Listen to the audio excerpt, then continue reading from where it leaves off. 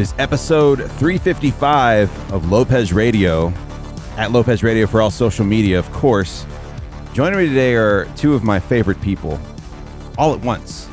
And the world didn't collapse before it happened, although I didn't check the news. We were talking about this before. I didn't check the news yet, but today I've got some special guests. I've got Ian Bain and Brad Wharton. You can follow them both at ISTB87 and at MMA Brad 48 on Twitter. Guys, welcome in. So good to see you. I know it's been weird times, but we're here now. Welcome in. Good to see you, my friend. Good to see you. Good to see you. Can I just jump in? Do you know what's weird? Of all the episodes I've appeared on, I've come to realize that every time I've changed my Twitter handle. So on every episode, there's a different Twitter handle to me. It's the same account. I just want to put that out. It is the same account. Right. I dropped the MMA part out of my name. Yeah, I remember. What was it? It was MMA Opinion Ian. Was that the first time I met? Yeah. We met? Yeah. Back in the day, man. Dude, it's good to have you guys on. We're doing this via Zoom, and it'll take a little getting used to, but I think this is the first time Ian's joined me with video. I've always just seen his little icon, and I've been talking to his little icon, but this is the first time you've joined with video, man. You're looking great. You're looking great. How's it going? Because I usually don't wear clothes when I do these things, but now that I have a child, I have to wear clothes around the house. So he's very uncomfortable. He's like, you got me on camera for this shirt. Oh my God. I bet he's got some really short shorts on under there as well. Oh, I bet. I'm not confirming or denying. He's got to let those legs breathe, man. Yeah, who let you become a dad? What's going on with that? To be honest, I to this day I still can't get my head around it because we've spoken in the past. I was one of those people who was always saying I don't want children because I teach. I see the worst of children as well as the best. Obviously, I'm not just saying that every child's horrific. Sure. And I just thought, well, do I really want that in my life? And then it kind of just happened. And then it's like it is the best thing that has ever happened. I can't, it's weird when people ask me about it, I can't put it into words. I really can't. I'm stuttering. A lot of my friends are the same way. They're just kind of like, I don't know how to explain it to you, but it's awesome. And I'm like, okay, all right, fair enough, I get it. But that's really cool. I know you're really excited. I think you were just last time we talked. I think you were just a couple of months away from your baby being born. So it's been a little while. I think have we approached a year yet? Because you told the great escape story last time you were on here. Yeah, it's probably about a year since we last did a podcast. I think that's crazy. That's crazy. That year's gone. This year has gone pretty quickly, to be honest. I can't believe today is the first day of August. Yeah. So where's the time going? First day of August. It's hot as hell outside. It's kind of ridiculous, but we're here, and I appreciate it. I hope that you're staying safe in all this. Safe as possible. As safe as you can, I think. Yeah. Brad will agree with me. In the UK, it's certain parts of the UK, I think people just gave up on following any kind of guidelines. And it's just it's potluck where you go, really, to whether you're going to be having to wear a mask, not having to wear a mask, having to stand 2 meters away from someone or a meter away. People just kind of go by what they want to do. It's really weird here because, like, something that obviously we don't deal with in the UK as much as like you guys in North America. You know, we don't really have separate states that make their own laws and things. So, you know, usually whatever happens in the UK is generally for all the UK, and then obviously you've got like a devolved government in Wales and devolved government in Scotland. You know, to an extent, but everyone's kind of under the same umbrella. But at the moment in England, we've got sort of individual towns and cities on separate lockdowns with separate rules. Like, you know, I'm fortunate enough not to be in one of those at the moment, but I've got a lot of friends up in Greater Manchester who, you know, for example, they've just been told that, you know, they've opened their gym last week and they've been told now it's got to close again, but they can drive 2 minutes down the road and go to a pub but they can't go to their own parents' house or visit their own parents in the garden. So it's it's really mad here at the moment. And like Ian says, like, some parts of the country just seem to have given up on it. It doesn't help that we've had some high profile government figures just completely flouting their own rules that they've come up with. I'm sure, I don't know if you guys heard about the government aide who was caught driving to a local tourist spot to, as he put it, check his eyesight. So he drove halfway across the country at a time when everyone was supposed to be staying put. And when you've got leaders in those sort of positions basically just saying, oh fuck it, I'm gonna take my family to a nice little sunspot somewhere on the coast, why should people do as they're told? I can certainly see it from people's point of view when the people who are supposed to be leading by example aren't doing that.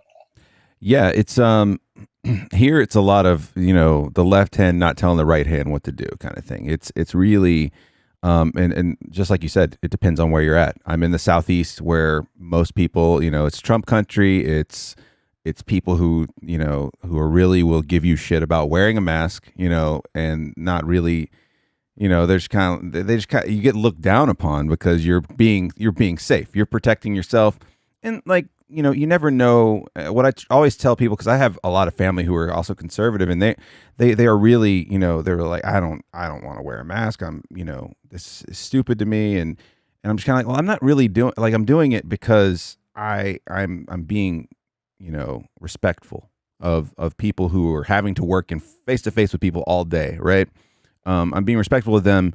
I'm also being respectful to older relatives and stuff. Like, you don't know what people are dealing with. They might be taking care of somebody with cancer at home with a compromised immune system. You just never know what's going on, and I don't think it escapes people's bubble. Their thinking sometimes just doesn't escape their bubble of like, oh yeah, that maybe I'm coming into contact with someone who's not showing symptoms, and they don't realize it, and then they're bringing it back to their parents or something like that. And it's we're at the age, we're at an age now where our parents are up there. Our parents are up there, and we've got grandparents that are are getting up there in age too. And it's just kind of like, man, you never know, because it can affect people so different. I've got friends that really good friends that have they work in the medical industry, that nurses and stuff like that. They've gotten infected and showed no symptoms, and they were testing positive for 2 months, no symptoms. And then their spouse was testing negative with 0 symptoms. And, then you see someone else, there's a guy who manages a brew pub just up the road from me. I just found out last week, he's in his mid 40s. He died from it. And it's just kind of like, if there's no rhyme or reason to it, so why not be careful? And it just drives me crazy that people can't just be a little careful, Yeah, it's mad. Like, both my parents have had cancer treatment in the past year, so they were both shielding, and my grandma is very old and in a bad state of health. So it's been very frustrating for me not being able to see like the 3 people who are closest to me. Like, I know I'm going to be okay, probably. Like, I have Crohn's disease myself, which means my immune system's not great, but I've been told that I was in no immediate serious danger of anything. But yeah, it's been frustrating not being able to see parents, not being able to see grandparents and other friends and loved ones. And look, like, if your only reason for not doing it is because you think it like is infringing upon some freedom or liberty or something, that's a pretty poor reason. Like, I understand that some people, maybe if they've got really bad anxiety, they can't deal with wearing a mask all day. Or, if you've got respiratory problems, it makes it very difficult for you to get around. I understand that. But if your only issue is, well, I don't want to do it just because I've been told to do it and I shouldn't have to do what I'm told, that's a fucking terrible reason in my eyes. And that annoys me. Yeah. And I'm sure, Ian can probably lean in on this. Right now, it's interesting to see the political jousting and the and just the posturing as far as going back to school in the fall goes. It's so different from, like, so you talked about state to state, compared to the country here. Well, then you get inside the state, and then you're going city by city, county by county. Like, you got some schools that are going back full on. You got some schools that are giving kids the option to either online or come in. And then you got some schools that are going all virtual, and there's no there's no method to the madness. And it's just kind of like, well, then, you know, if someone can't tell them, no, this is what's going on, because, you know, our governor is very, you know, is very much, let's get everything back open. Let's get everybody back to school. Let's do all this stuff, even though we've got record numbers. We're like pushing 200,000 cases in my state. You know, Florida, just south of us, is like 400 something thousand cases. And that's because, you know, everybody's still going on vacation and doing all this stuff. They're going to the beach. And the problem is, like, someone told me the other day that if Florida were a country, it'd be like number 3 or 4 in the world with cases. And it's just kind of like one state. And that no one can get on the same page. So I know, Ian, you've said a couple of things online, you know, on Twitter about kids going back to school. What are you kind of seeing over there as far as that goes? Because you're a teacher. Well, when this all went down, at the very start, I think was it May, end of May? Mm. I worked for the first 2 weeks in school. And what we had said over here was, if you are a key worker, so you work you're a doctor, a nurse, work for the health service, or a care or a teacher, your child can still go to school. But if you're capable of working from home or you don't work and you've got children, they're not allowed to come to school, which I thought at the time was a great idea. However, I can say this now because I'm not going back in September. I worked in a school which is in quite a deprived area. And the amount of people that were trying to take advantage of the fact that teachers were still in school, who, you know, there were teachers who weren't at work because they were told they had to shield because, you know, they've got an underlying health issue. And people like, well, my business is going to go under if you don't look after my child. What's your business? I'm a dog groomer. I'm like, well, you shouldn't be dog grooming anyway. It's not, they've told you not to do that. And, you know, the schools try to force certain year groups back.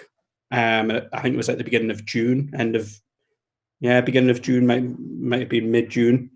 And I don't know if it was the same where you were, Brad, but a lot of councils locally, some were like, we're not opening. We don't trust that it's the right time. And the government would always point to, well, Denmark have done it successfully. And if you look at schools in Denmark, every school in Denmark has multiple toilets with hand washing facility. Sorry. In the UK, I taught reception in February for a day, and there was one sink between 60 reception children who are 5 or 6, and you have to stand over them to wash their hands. How would that work where you want them to wash their hands every hour and a half is what the timetable was saying. And I mean, they're saying September, everything's going to go back to normal. It needs to, but we're going to find out that schools have not been built to deal with this kind of thing. We haven't got the facilities, and then we haven't got the money to put it right. And we're going to have to make some hard choices, especially if a second wave is coming, or a prolonged wave is what they keep saying. And people are going to get ill. We're going to have to make a choice. Do we shut again, or do we just put people at risk? I don't think there's a right answer, unfortunately, in terms of sending children back to school. Well, and before we even jumped on here, I was talking to my buddy Banshee. He's got a couple kids, and they're getting ready to go back to school, and it's like they're having to like really land with them. You know, you have to wear your mask all day. You have to, how kids are with, like, sometimes like, oh, I like your jacket. Oh, I like your jacket. Let's just swap, for the day or whatever. Like, this kid shows up with a SpongeBob mask, and another kid has a Spider-Man mask, and they want to swap masks. They don't understand, the gravity of the situation. And I was even telling him, I was like, we can't even get adults to get on the same page. Like, getting kids, it's got to be like herding cats, man. Like, I just don't see everybody getting on the same page with this at all. No, possible.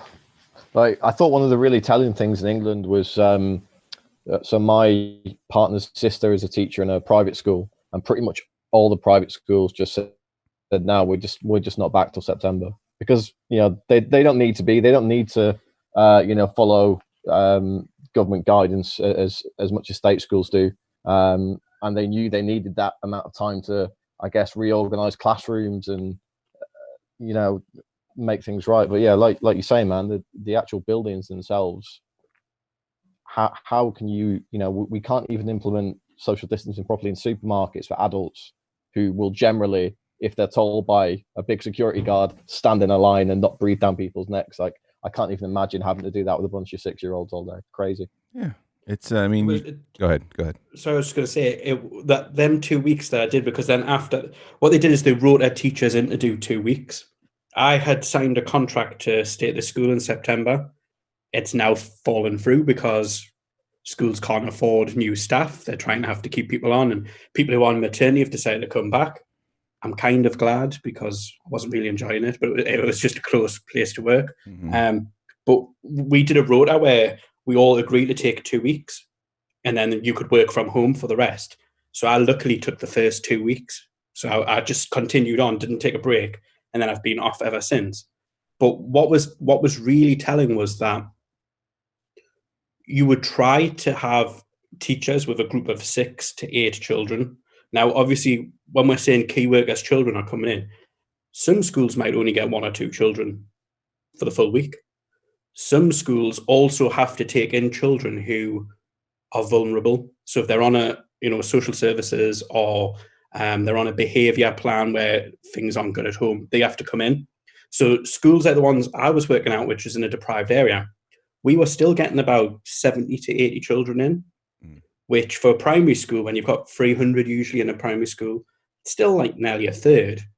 And we were noticing, like, if we give an adult 8 children or 9 children, spread it out, by the time they were saying that they were going to bring teachers back and you'd have smaller classrooms, you start realizing we don't have the classrooms. And they say, well, use outside. Well, what do we do in the winter when I live in the north, where it rains 4 days a week. What am I meant to do? So they just haven't thought it through. And as with most stuff, they've not gone and spoken to the teachers. How do you think it can be resolved? Instead, it's a government official. Research. Well, what research? Because the unions haven't agreed with it. Teachers don't agree with it. Some parents do, but some parents don't agree with it. So where's that coming from? And it is ultimately because the economy's tanking. Yeah. I mean, and I don't know, like it's from talking. So the university here in town, with us, like they're doing, they just released it. They spent like $6 million to get everything, to get all the buildings on campus ready for return. So you got wipe stations for hard surfaces, and hand sanitizer everywhere, and signage up and stuff like this. And it's just kind of like there's still the protocol though. If someone tests positive, right? So if a student comes back, let's say classes start, students like, oh hey, I tested positive. Any classroom that student was in is immediately shut down for 48 hours for deep cleaning, for just for to let the virus play itself out on hard surfaces and all that stuff.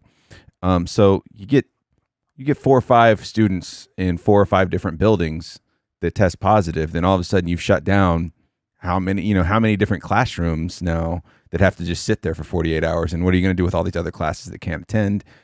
It's going to be interesting, because I feel like it's a, let's just see what happens. And it's playing with people's lives. I don't know. Like it's a little weird. It's just, but I also get that, they don't want the economy to tank, but at the same time, some things are bigger than that. It just seems like some things are bigger than that. Yeah. I mean, we've got an interesting situation in the UK at the moment. We had this furlough scheme come in. So from when businesses were given like mandatory closing orders, so shops, bars, gyms, hotels, etc., pretty much any non-essential retail and any hospitality kind of business, they were all given mandatory closing orders. And the government had this scheme where they have been paying 80% of people's salary. So if your business has been shut, the company you work for has been told to close. So say you work in a bar, for example, that bar's been closed down. The government has been paying 80% of your salary throughout the whole shutdown. Your employer has the choice of whether they pay the extra 20% or not. Some have, some haven't. Obviously, some will be in a position to, some won't. Obviously, if you can work from home, you're fine. You don't need the furlough scheme. But it's been a lifeline for a lot of people and a lot of businesses. they're in a position now where they're ending it in I believe October, and they're sort of winding it down. So over the next few months, the government are going to start contributing less and less, and employers will be expected to contribute more and more. The problem with that is that was all done on the sort of proviso that everyone would be getting back to work gradually, and that's just not happening. We've had bars and pubs open for a couple of weeks now, but they're now saying that we've pretty much gone as far as we can. We can't open up music venues, indoor theatres, swimming baths, that kind of thing. They were all supposed to open today actually, and it's been pushed back till the middle of August at least, because cases are going up. So the issue that we're going to have as a country over the next few months is that the furlough scheme will end, and employers are going to be in a spot where they're just like, well, we can't afford to bring people back, so we're going to have to make you redundant. So while the scheme's been intended to keep people in employment, unfortunately, there's going to be a cliff edge at the end of that when it's still not viable for those employers to welcome everyone back. Certainly not on full pay or full hours. So there's going to be a huge rise in unemployment in September, October time. And the really sad thing about it is there's been huge companies like British Airways, for example, which knew they were going to have to lay off people because obviously they're just not flying. So right. They were never going to bring these people back. But they've furloughed people, so the government have been paying 80% of their wages instead of making them redundant. So they've cost the government so much money through this furlough scheme, when really what they should have done was make them redundant at the start so they could go on to a state benefit or try and find another job. There's lots of people been getting jobs doing food deliveries, and there's been other industries sort of spring up around it. But like I say, I agree with you. I understand we have to sort of get the economy moving, but there's going to be some real barriers there around sort of September, October time, when everyone is told, right, you're back at work, so the economy's moving, and then all their employers turn around and say, well, actually, no, sorry, we don't have a job for you anymore. Yeah, it's interesting here because there's a lot of people that are. We have a similar thing going on where the government's supplementing folks with unemployment. That their places aren't able to open, and with some companies they are injecting a little cash so that they can kind of keep afloat for now. But there are people that even I know that are like, man, I'm making more money on unemployment than I was making at my job with the way this thing is set up. And you're just kind of like, they're at a loss because they want to get back to work, but at the same time now they're getting used to like more cash, and it's just kind of like, what, they don't know what to do. And it's kind of like, we're coming up on that similar thing where it either has to get renewed or re-upped or it goes away. All that, unemployment coverage and stuff like that. So it'll be interesting to see. I think you're going to get a lot more people that are, getting in a desperation type of situation. As far as like, how am I going to pay for my bills? How am I going to, be able to live and feed myself and stuff like that. On the other side, the housing market here is still booming, which is really odd to me. Like, people are still buying houses, and it's still very it's very competitive to get a house here, and we thought it would be the opposite. We thought it'd be like, oh great, well, the real estate market's going to crash because who's going to buy a house during a pandemic?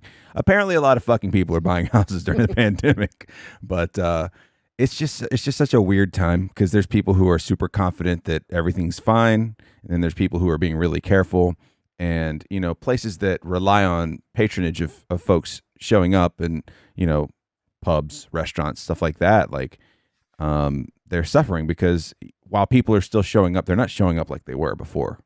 So it's still this thing to readjust to. I don't know. Like I've got friends that own restaurants, that own breweries and stuff like that. And they want to get back to normal, but at the same time, they don't want to be responsible for putting anybody at risk at the same, it's a really weird situation. Yeah. I mean, I obviously got a lot of mates in the sort of MMA industry and the combat sports industry that run gyms or own gyms, and it's been really heartbreaking actually to see what those guys have been through. A lot of them haven't qualified for any kind of government support, or the government support wasn't suitable for them. I had two friends who opened a gym on the South Coast 10 years ago, and they built this business for 10 years. And in December, they took the lease on the unit next door. So they doubled in size in December at the end of last year.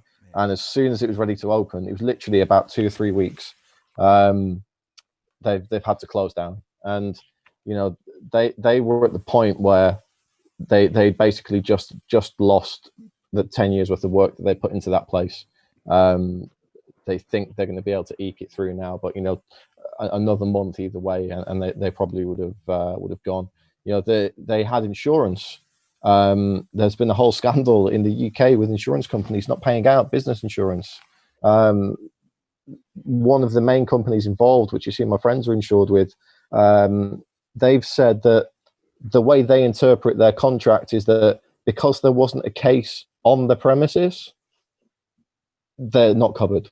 So even though the government has banned them from opening that premises because of the virus, because there's no outbreak on their premises, they said they're not covered. So that's going to be like a class action lawsuit now. But you know how long those things take. It could be years, and there's no guarantee of a win. And you know, does the insurance company just go bankrupt in the meantime because it's hard to pay out so much? You know, it's right, crazy times. Well, and you know, class action lawsuits aren't always all they're cracked up to be too. Like we get those things in the mail sometimes where it's like, oh, we saw that you bought, you know, music from this company and they're now up for a class action lawsuit. And you're like, oh, sure, fine, why not? And then like something like 2 years later, you get like a $10 check or something like that. It's something ridiculous like that. But it's interesting because places like gyms, places like restaurants and pubs and stuff like that, they're running on razor thin margins already. You know, they're usually like whew, they're relieved to pay their employees and pay the rent by the end of the time, you know, by the end of the month or whatever. So it's going to be interesting to see how everyone bounces back from it. I know a lot of places here, especially brewery wise, they're still surviving off of distribution. You know, they're still getting a lot of sales from liquor stores and bottle shops and stuff like that.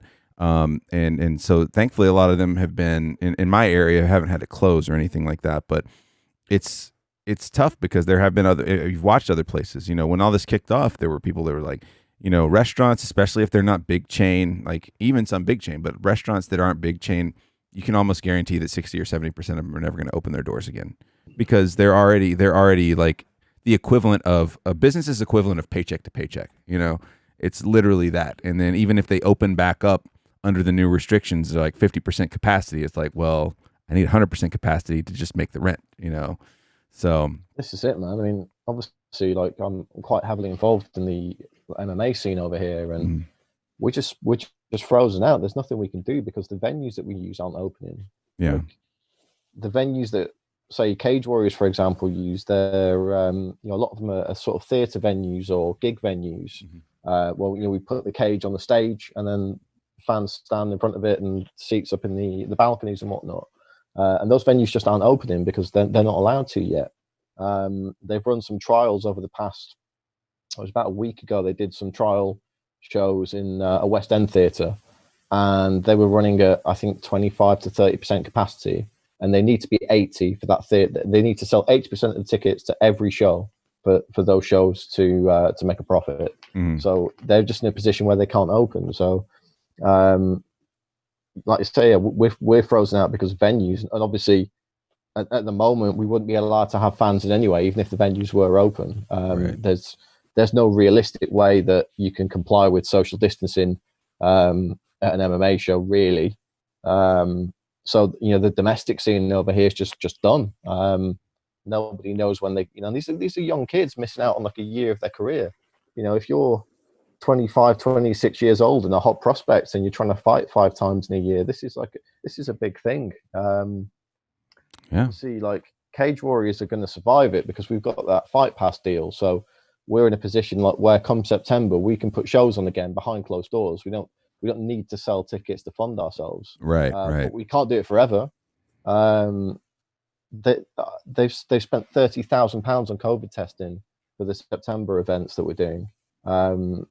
And that's £30,000 they didn't have to spend before. And I'll be honest, man, I don't know where that money comes from, but we're certainly not going to be in a position, I wouldn't think, to be able to do that every month now until we can get crowds back. Well, and those guys, you know, and Ian, you've talked to a lot of these dudes too. Like any of these up and coming fighters, like even fighters who have a name to them, where people know who they are, they're not doing awesome. You know what I'm saying? Like they're still relying on getting those multiple fights a year in order to make their house payments, make their, you know, gym dues and all that stuff.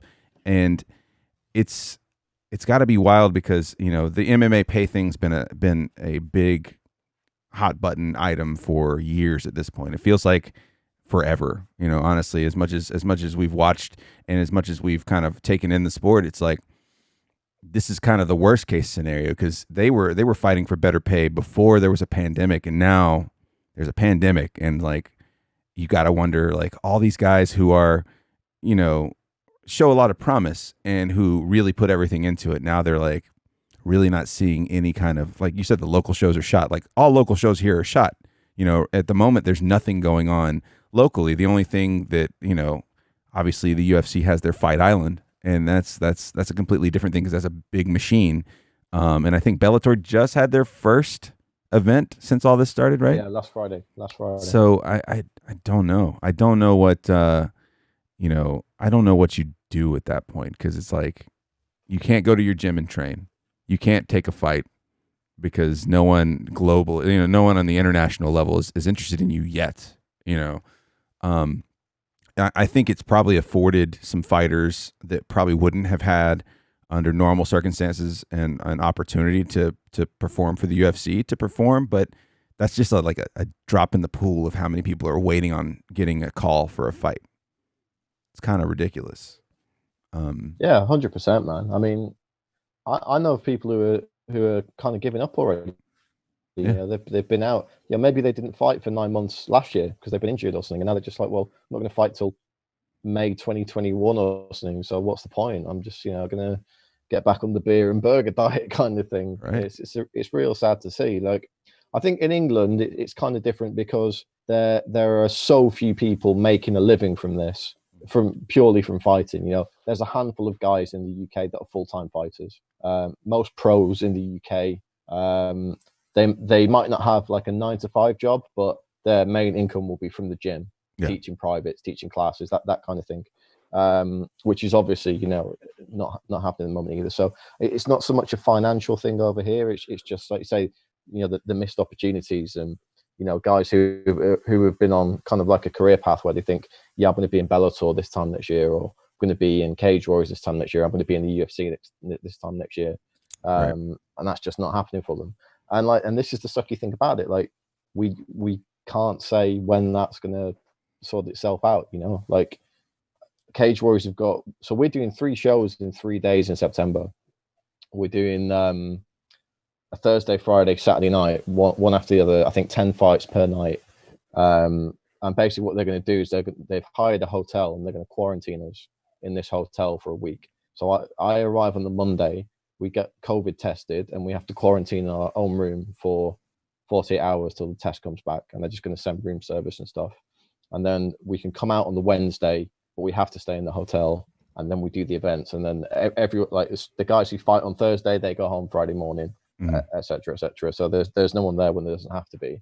But we're the only show really in the UK that has the facilities to do that, because no one else can afford it because they don't have TV deals and stuff. So for the guys who are like trying to plan things for the amateurs and the young pros, they just don't know. Like, they can't say to people, well, maybe November or maybe December. Right. There's been people are trying to innovate, man. Like there's a one show down in the southeast of England who were doing a drive-in MMA show. Whoa. So it's like they're working with a drive-in movie company. So they're going to put the fights on the big screens. The cage will be on like a raised platform, and you just drive your car up. They do the commentary on FM radio. And I guess the people in the back seats of the car just have to lean out and see what they can see. So there's that. And, you know, maybe in October we could do like an outside event, but then, as Ian was saying, like the weather's shit in this country for like 10 months of the year. So it could be umbrella MMA before the year's out. Yeah, no joke. Yeah, I don't know. Like, I know there's been some comedians that have done similar things where they've done like a drive up or drive in type of situation where they broadcast the PA over the FM transmitter and stuff like that. And apparently it's been really successful because people are aching so much to get out and do stuff. Like they just really want to get out and just have some semblance of normalcy. Like, Ian, I don't know if, I don't know how bad, like, I don't know how bad yours is, but like, I know I've been so FOMO about things. Like I just fear of missing out. Like, even though there's nothing to miss out on, nothing's going on, but it seems like, obviously summertime is when me and my wife usually go and do a couple of trips. Like we'll fly one place and then maybe we'll do a road trip somewhere later in the summer. And, we are taking a trip next week, but it's more of a, family kind of engagement more than anything else. It's not really a true vacation. We're going to go relax and take in the sights at this place. It's more of a, we have to go here because these people are getting married type of situation. How has it been just kind of being at home and not being able to really go out and do normal things with even your kid? Yeah, I'm on the flip side, I think, actually, because it's been really good for me because I've had time with Ivy that I wouldn't have had because I would have been working. Yeah. So, everyone says when you have a baby, enjoy those first few months. And that typically only really relies on the mum who's on maternity leave because dad, I'm talking about in a traditional relationship here. I'm not saying women and women don't have children and stuff like that before. I saw your face there. But I'm having time now and I'm seeing little things every day that I might not have picked up because I get in from work and she's having to go in the bath and go to bed because our routine is that. So that's been great. My partner has really struggled with the fact that she's not been able to go to a lot of like new baby classes because they've all shut down. So, she's not seen like other babies and Ivy's not had a chance to interact with other babies, which I think is important. So it's worked both ways, but I don't know about you guys, but one of the most infuriating things that I have found during lockdown is that a lot of big businesses, so I'm just gonna generically say here, the airline industry. How are so many airline industries on the brink of shutting down? I know they're not operating flights, but some of them are billions upon billions upon billions of pounds in debt. Yeah. Where is the money going? Because everyone's if you take this year out of it, a typical holiday, you're looking at well over £1,000 a person in the summer. Yeah. Well over £1,000. Yeah. So who's profiting from this? And how are businesses allowed to get so far into debt that something like this is basically going to shut a full industry down? Yeah. I find that bizarre. It's very bizarre because it's the same sense over here where you're just kind of like, wait, you're reporting record sales, record profits, a great, basically putting on a great front for your stockholders and like, we're doing great. This is awesome. And then a few months into something like this, they're kind of like, we're hemorrhaging cash and we're on the brink of shutting down. And it's just kind of like, well, what were you doing with those billions of dollars you made last year? And I don't know. In some cases, I think it's a larger version of like what we were talking about with the brew pubs, with small businesses. They're just doing a larger version of living paycheck to paycheck when they shouldn't be. Obviously they're kind of like, we're going to expand and we're going to build a couple of buildings over here. We're going to hire a bunch of people to do these things that we may not need them, but let's go ahead and do it. And so all of a sudden they've got all this stuff invested in these new projects that they didn't need to begin with.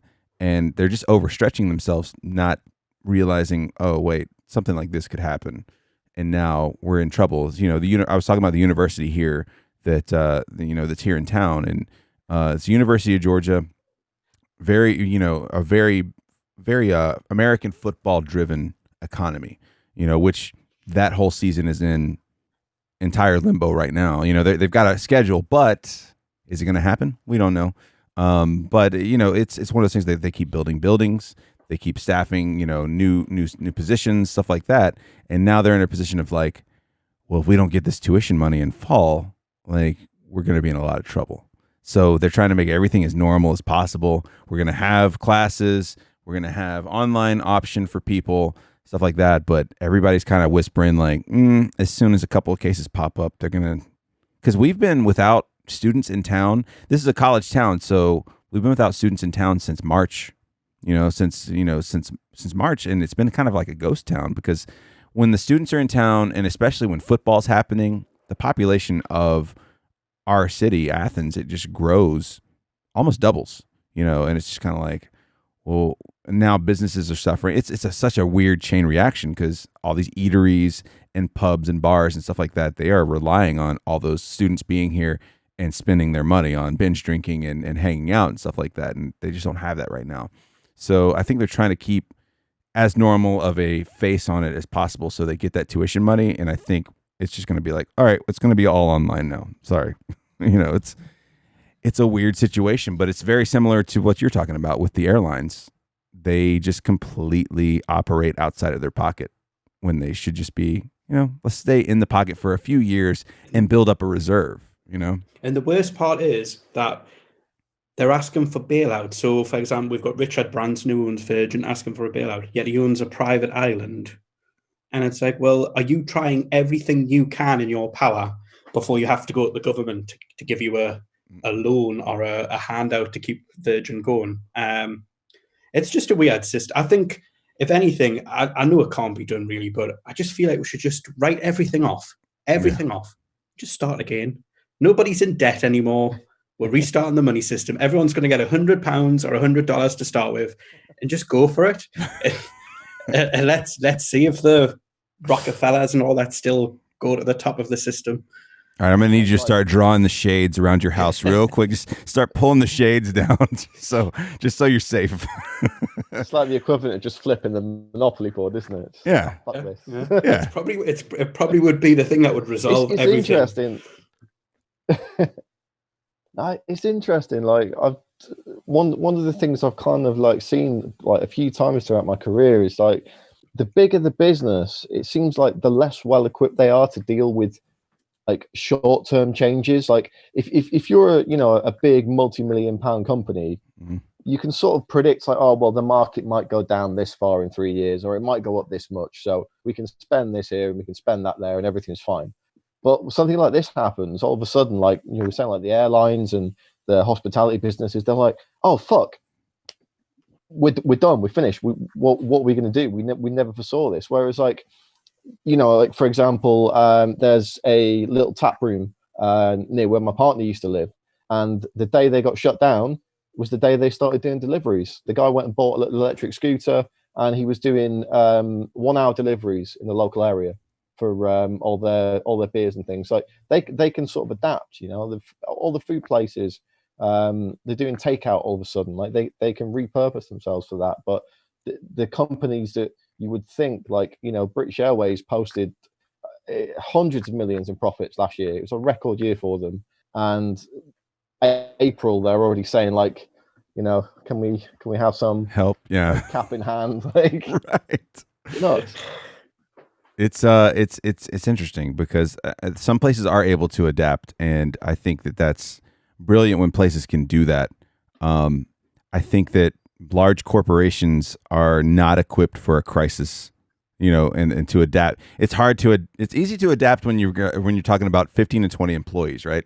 You'd be like, all right, guys, we're going to turn you guys into delivery guys. We're going to send people, booths. Like I've got a friend who opened this poor guy, like he opened up a really cool bar. Like it's a motorcycle, like garage themed bar. So you go in there, it's called the Oglethorpe Garage. You go in the main lobby, everything's done in like mid-century modern furniture. It looks like, so my dad and my grandfather, when I was a kid, owned a shop where they worked on cars, they towed cars, stuff like that. And it reminded me of that. Like all the furniture is like very much, it was, obviously it was used through the 70s, but it was also present during the 80s kind of thing. And so they have this completely outfitted there. They have a really cool old style motorcycle in the lobby. Then you go in, there's the next room is the bar area. And then the next room over is like a glassed off actual shop where you could bring your motorcycle and put it on a lift and work on it and stuff like that if you have one. And he just opened this place. I think it was January they opened up. And it was like, as soon, within 2-3 months, this happened. And they're just like, what the hell do we do? They essentially turned their bar into a bottle shop, a liquor store. You could stop by, buy a couple of bottles of wine, buy a few packs of beer and stuff like that. They even had their taps open where you could fill like growlers and stuff like that. Brilliant stuff, and that kept them going through.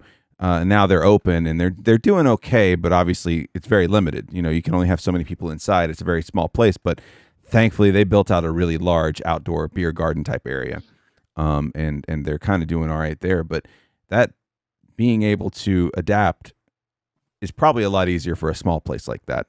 I imagine if you've got all these employees that are doing social media type jobs, you could probably keep them going. Obviously, they could work from home, but when you have like a high rise full of people that are working for your company, and now they can't come to the high rise, now they can't have their meetings every day.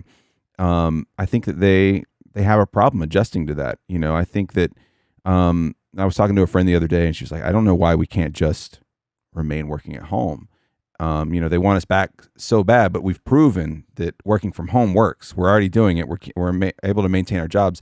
And I think what it is the old guard, man. They just they can't break away from being like having that face to face, having those meetings around the table, stuff like that. And it's just kind of like, well, we have all the technology to keep us able to do the function of what that was doing for us.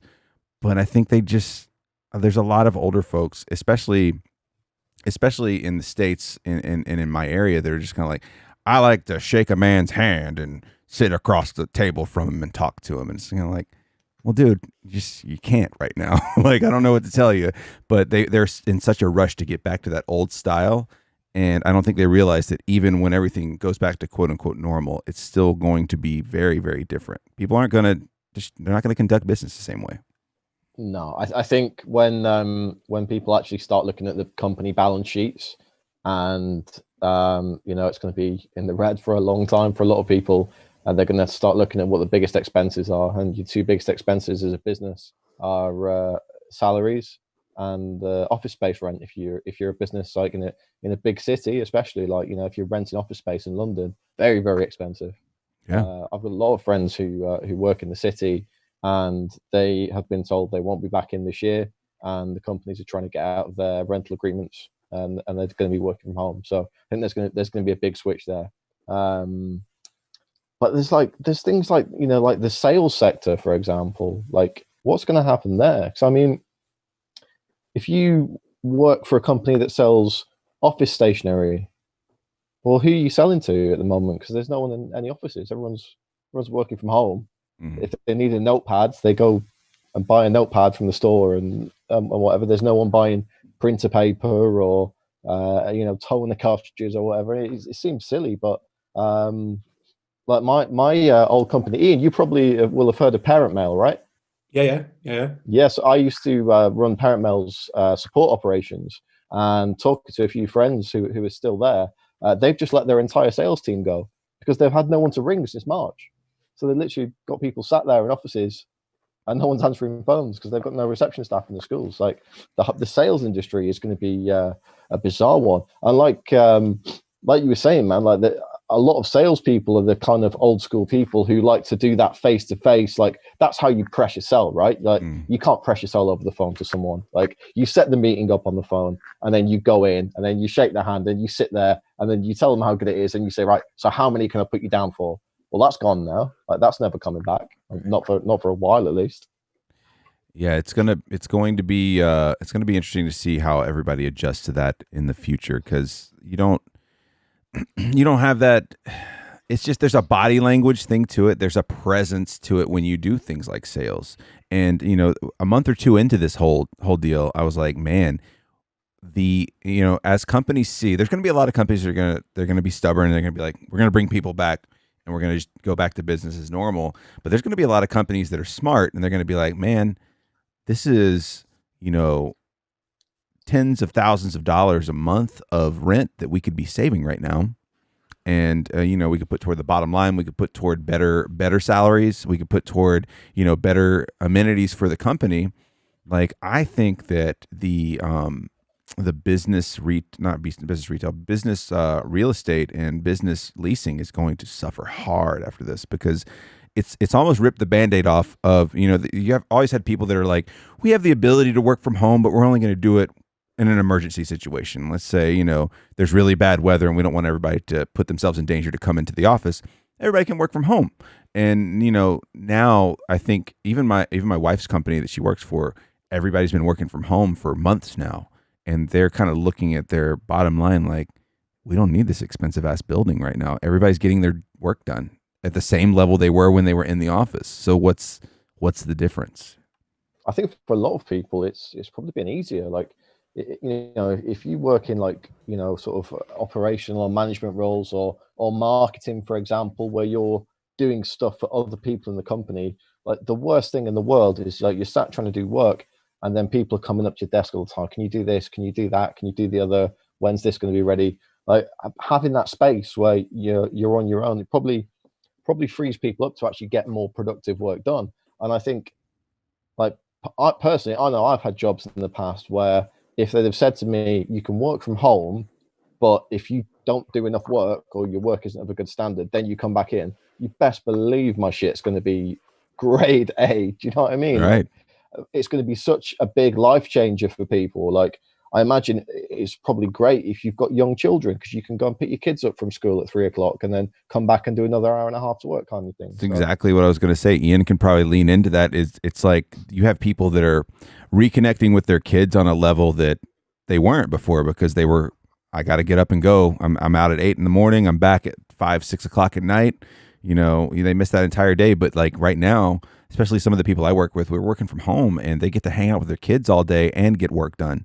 And it's just, it's got to be so nice, you know, because like Ian is one of the people I was thinking about this whole time. I'm like, man, Ian's been home with his kid. Like, it's got to be really, really cool. And I've talked to other folks that are like, you know, I've been helping my kid with their schoolwork, you know, and we've been able to talk about things that we normally probably wouldn't come up because I'd only get to see him for an hour or two before they go to bed. So I'm sure it's been cool for you, Ian. Well, obviously, it's nice to talk about, but you've got to remember I've also been with a mom, so it has its downfalls. But no, you know, like when we've spoken in the past, when I've went and taught in other countries, like over in the Middle East and in Asia, and it's the same for the US. I haven't taught there, but I know from speaking to people who are teaching over there, we in Western society do not have a good work-life balance. And I think this whole thing to me has shown that work's important, but at the end of the day, it's work. Yeah. You know, you can't, you know, it pays your bills, puts a roof over your head, make sure you have a comfortable enough living. I like to work hard and stuff, but I want to make sure that when I'm not at work, and I'm guilty of this as a teacher, I shouldn't have to come home and mark books. I shouldn't have to come home and plan. I don't get paid for that. Right. So I've kind of drawn a line in the sand to say that from now on, I'm going to work hard when I'm at work, but when I'm at home, that's my time. That's family time. That's me. If I want to spend an hour and a half lying in my underwear playing PlayStation, I'm going to do that, and I'm not going to feel guilty for it. Yeah. And that's how I also do think when we're talking about there with people working from home, the big issue that I think I have with it, I think people should be able to work from home, is that so many people going into the office support little restaurants and shops around it that working from home is going to be great for the people who are working from home, but there's going to be a knock-on effect going down the line. And it's how do we get the balance between the two? And I think that's going to be what is going to be interesting when we do come out of all of this eventually. Who has decided that we need to work from home because we can save money and you can have a better, you know, you don't have to get up 3 hours before you start work to make the commute into work. You can roll out of bed, have a shower, have some breakfast and feel energized to go for the day. Or who's going to have to continue to do that? Yeah, it's a weird butterfly effect, right? Where it's like, okay, well, this is great for me, but what about that place I go to a couple of times a week for lunch? You know, that sucks for them because they have at least lost one patron. I mean, if my whole office is gone, then they've lost all those people as potential patron. Yeah. But, you know, kind of going back to what you said, the Band-Aid, so to speak, has been ripped off. Like people have kind of snapped out of the, oh, work has to be like this. No, work can be a very different thing. You know, work can be I'm here and able to get my job done and spend time with people I love. But, and this is probably a shit analogy for people to listen to. But as I was mentioning before we did this call, I support Newcastle United. Mm-hmm. And there was somebody today who said something on Twitter, which I thought resonated really well with me, that it's shit being a Newcastle fan at the moment. Mm-hmm. And the cycle has now been broken by the fact we've not been able to go to games. So why should I go back? You know, if it's not going to be invested and you want me to spend my hard money on it, I don't want to have to pay £700-800 for a season ticket to watch shit. And I think one of the things I've noticed from home is, you know, you find your stuff you want to do during lockdown. I've cut a lot of stuff that I had Amazon Prime. I've got Amazon Prime for deliveries, but Amazon Prime's online service, the layout is absolutely shocking. And I just thought, like, it might have good stuff on it, but I'm just going to stick with Netflix. So I've watched like so many shitty Netflix shows. We spoke about that Mysteries one. I've watched all of the UK version of Shameless. I'm now halfway through the US version of Shameless. And it's just like, well, I would never watch these kind of things, but your layout compared to Amazon's is so easy. Yeah. So I'm just cutting stuff left, right, and center. Yeah, last night I think we spent so Friday nights we usually watch 2-3 movies, just kind of chilling out with the dogs and, you know, after dinner or whatever. And we probably spent almost an hour just going through and watching the trailers for all these shows I never heard of. The Woods, The Forest, The Shire, like all these shows, they're like the same show. they're the same show, just written by someone different. But yeah, it's put into perspective, like, you know, oh, this thing I did isn't as big of a deal as it was in my head. Like, even though I really enjoyed going to my local brew pub or to breweries and stuff like that, it's just as easy to go to the bottle shop, buy a selection of what I want to drink or try out, bring it home, sit on my back porch and enjoy it there. And it's also shown that, you know, these breweries, because I've got friends that own some of them, like, it's shown that they're able to rely almost wholly off of their distribution. So it's like they're realizing we don't have to spend as much to make our tap room look awesome, or to have like all this space that we thought we needed. So I think you're just going to see a different mentality going forward. They're realizing they don't need 50% of the things that they were implementing in their business now in order to still be afloat and make money. So yeah, man, like I'm a big like pub and bar guy. Like, I don't go to nightclubs anymore because I'm too old, and I'm that guy now. It's like the music's too loud. I can't hear myself talk. I'm that guy now. So I like going to like a nice pub with a good atmosphere that sells good beer, and I'll happily go and spend my afternoons and my evenings in there. But like that you're saying, like, it's the behaviour's changed throughout this whole lockdown situation. So now it's like, okay, well, I'll go to the store around the corner and I'll spend 10 quid on, you know, some nice bottles and cans, and I can come and sit in my own house, in my own company, with my own music, and that's absolutely fine. Like, the first day the pubs were open in London, me and my partner we booked a table at this pub, and it's like 15 quid for 2 drinks. And I'm like, that's like, that would have seen me through a night and a half, like, drinking at home. And it's like, I'm not used to paying this money again. Like, it's it does make you think twice. Like, I'd kind of got it into my head that, you know, the day that the pubs was open, I'd be like, right, I'm going to book a table here for an hour, and I'm going to book a table there for an hour, and I'm going to go there for an hour. And we went to the first place that we had booked, and I think we had 4 drinks each. And then as soon as it started getting busy, we just looked at each other and like, let's go home. Yeah, go home, get some food, get some beers, go home. Well, like, and you can gather up the people that you want to hang out with, and if you really wanted to, I mean, obviously this is different because we're not trying to be all up on each other's spaces, but going forward, you could actually just have the people you want around you and not have to deal with the crowd too. Like, it's if anything, it's kind of broken me of the I need to be out and see what's going on. Like, I don't need it, and that may be the old man in me talking. That may be it, but for the most part, like, I've really enjoyed just having my time at home and relaxing. And like you said, the cost is so different.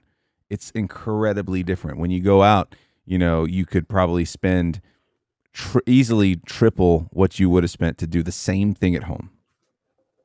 Easily. Oh yeah, 100%. Like, I went out last Sunday night and we dropped 100 quid And I remember looking at my my online banking thing on my phone in the morning, and I was like, how does that even happen? Like, it would have taken me like 2 weeks to spend that much money, like of this whole lockdown thing, and I've just gone and done it in one night on shit cocktails. Yeah, terrible. One of the things I was going to say, because I think we've looked at quite a lot of the doom and gloom of lockdown. Have you come across anything really weird? Because what I want to just throw this out here. I've started really taking up darts, and I've discovered a brilliant online darting community. Really? However, the majority of them, weirdly, are American. And Jeremy, I say this with a lot of love and respect. Americans are fucking crazy. Absolutely crazy. Because obviously you connect over Facebook Messenger, and it's a different scoring app. So I get to see, and what happens is we put Ivy to bed about 7, 8 o'clock, and then like a stalker, I go trolling the internet for a game of darts. It's very dirty. And I come across a guy, and he was in New York, and he was like, I'll play you, here's the code, tell me when you're on, and then ring me on Facebook, which is weird, and it's weird to ring a complete stranger. And then what proceeded was, and I had to call my partner over, was a domestic argument. And he was playing darts, and he was doing really well. And then she started like, why haven't you started tea? And he was like, I'm sorry, Ian, my wife's drunk. And I was like, all right, it's okay. And then like it went quiet, and he was like, if you don't shut up, I'm going to punch you. And I'm like, oh, wait a second. I was like, I'm just trying to play. So I beat him. And then he was like, should we play again? And before I even answered, I just hung up. and me and Vicky were sitting there, and I was like, in the UK, I would ring the police and say, I think someone's going to get domestically abused. Right. I don't know. I'd let the guy win, mate, if I were you. He's going to probably turn up and get me next. But I've just discovered so many, and don't get me wrong, there is some in Britain, but the American darting scene, which is something I never thought I'd ever utter in my life, is absolutely bonkers. And it makes the American MMA scene look like fine standard citizens of the world, which takes some doing. It's interesting because you say the American darting scene, like I mean, darts are around, like, so I don't know if even there's probably a league where I live, but I don't know of it. I know it's bigger up north from me, but it's really more of a casual, you go to a brewery or a bar and they have, a couple of dart boards up, and it's fun to do, but I only know a couple of people. My buddy Poteet has a dartboard in his garage, and he loves playing. Like, we'll play, and I'm horrible at it, but it's a good time. But it's more of a casual thing where I'm at than it is anywhere else. So while there are dart leagues, I have never been to a dart competition. You're not weird enough. I'm not deep enough in that hole, man. That's pretty cool. I'm trying to think of something weird that I've come across during quarantine, but I mean, we've already heard Brad's dogging sites that have turned into MMA arenas. Yeah. I'm not going to be there anyway. So. I'm trying to think, like, honestly, like, I guess I haven't really gotten anything new because, like, I do the Twitch thing so many times a week. So I do Twitch probably 4 nights a week, and I've got that crew that comes in and chats with me all the time. So any extra time I've got, it'll be usually turned toward them or some other friends that I do PC gaming with. But I really haven't gotten. What's sad is I feel like we've done a lot of things around the house. We've done a lot of projects and stuff like that. I've got the honey-do list that never fucking ends, but it's been nice. Like, we've done things, like, we have to keep reminding ourselves. We feel like such lazy shits because we're just sitting around, like, working from home. Then we're like dinner, and then we watch something on TV, or I go and play video games and stream it to people. So I have to remind myself, like, we have gotten this shit done too. Like, it's been kind of a thing where we've used the opportunity to update things in the house. But I don't know. What about marble racing? You seen the whole marble racing thing? I've heard that it's become very big in like ESPN and stuff like that. Yeah, so like I think it must have been maybe before lockdown, and I think John Oliver did something on his show, where someone had like brought it to his attention, and apparently like this like one guy had been running this league, and he'd had some sponsors, but they kind of fell through, and he was trying to crowdfund it, and he just didn't raise enough money or something. And someone had basically got it to John Oliver's attention, and he watched it and found it absolutely hilarious. And then he's sponsored the league for a year. So last week tonight is like an official league sponsor, and now they've got like production values, like they've got like 20 different teams competing, and the guy, like, bless him, like it's like a sports commentator myself, like I'm obviously very like heavily involved in my sport. I'm very passionate about it. It's been part of my life for longer than anything else in my life. And this guy's talking about marbles, and he's a better commentator than I am. I'm like, dude, how the fuck are you managing to pull it? And the great thing is, like, they're just marbles, right? So, like, marbles don't have form. Like, there's no better marble than any other marble. It's essentially all just random. But this guy's talking about it. So, well, you know, this guy's had a bad few weeks. You know, he really needs to up his output and needs to show a bit more dedication. And then they'll cut to, like, they've built like a stand out of Lego, and there's little marble fans holding up little signs with their marble friends on. Like, it's fucking amazing. Like, it's one of those things, like, you know, you see it, like, you see someone mention it on Twitter, and you'll click on the video, and it's like, okay, it's a YouTube video. Okay, 10 minutes, fine, right. And then the next thing you know, it's like 5 a.m. and the sun's coming up, and you're sat there with like a big sign and a Marvel jersey and a foam hand going like, "Come on, Red Cyclones!" It's amazing. So I've seen. Encourage anyone.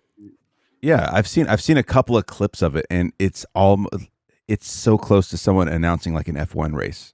Like, oh, here comes so and so, and he's coming around the corner, and oh my goodness, and oh my god, Brad Wharton is taking the lead, and like he gets so into it.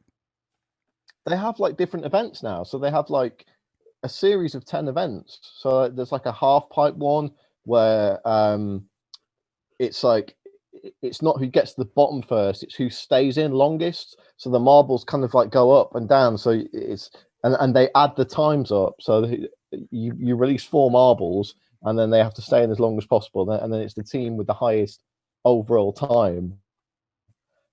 There's one where they drop them all down like a ruler, and you get points for how far you go along. So before they fall off the end, and you get extra points if it gets to the end and falls in a little bucket. Yeah, it's just brilliant, honestly. Like, if you've got like a week to spare, just click on one video and you'll be hooked. If that one guy could just go to the marble gym that was shut down before the pandemic, like, no, right? he would be so much better and more focused.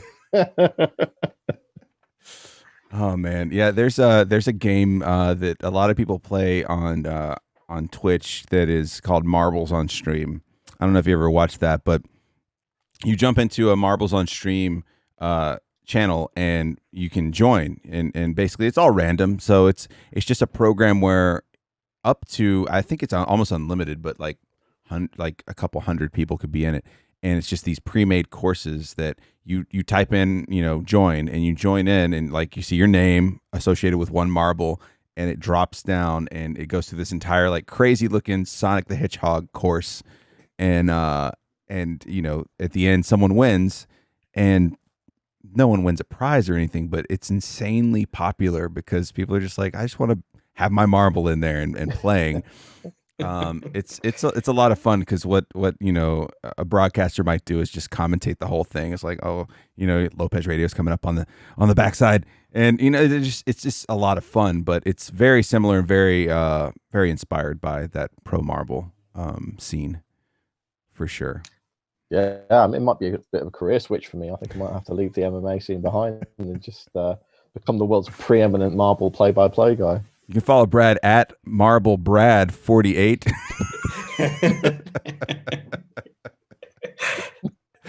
Oh, shit. How has Ian? How has watching football been since everything's kind of come back? A lot of people haven't liked it. I quite enjoy it. Yeah, I mean, it's been weird watching a Newcastle game without hearing "fuck Mike Ashley" in the background, because obviously they're not playing that crowd noise in. But I think a a lot of people were very dismissive before they did it. Like, I can't say they're going to pull this off, but I think they've actually done as good of a job as you could probably do in other circumstances. There hasn't been too many positive tests, and if they have, they've kind of shut things down. There hasn't been like a spread.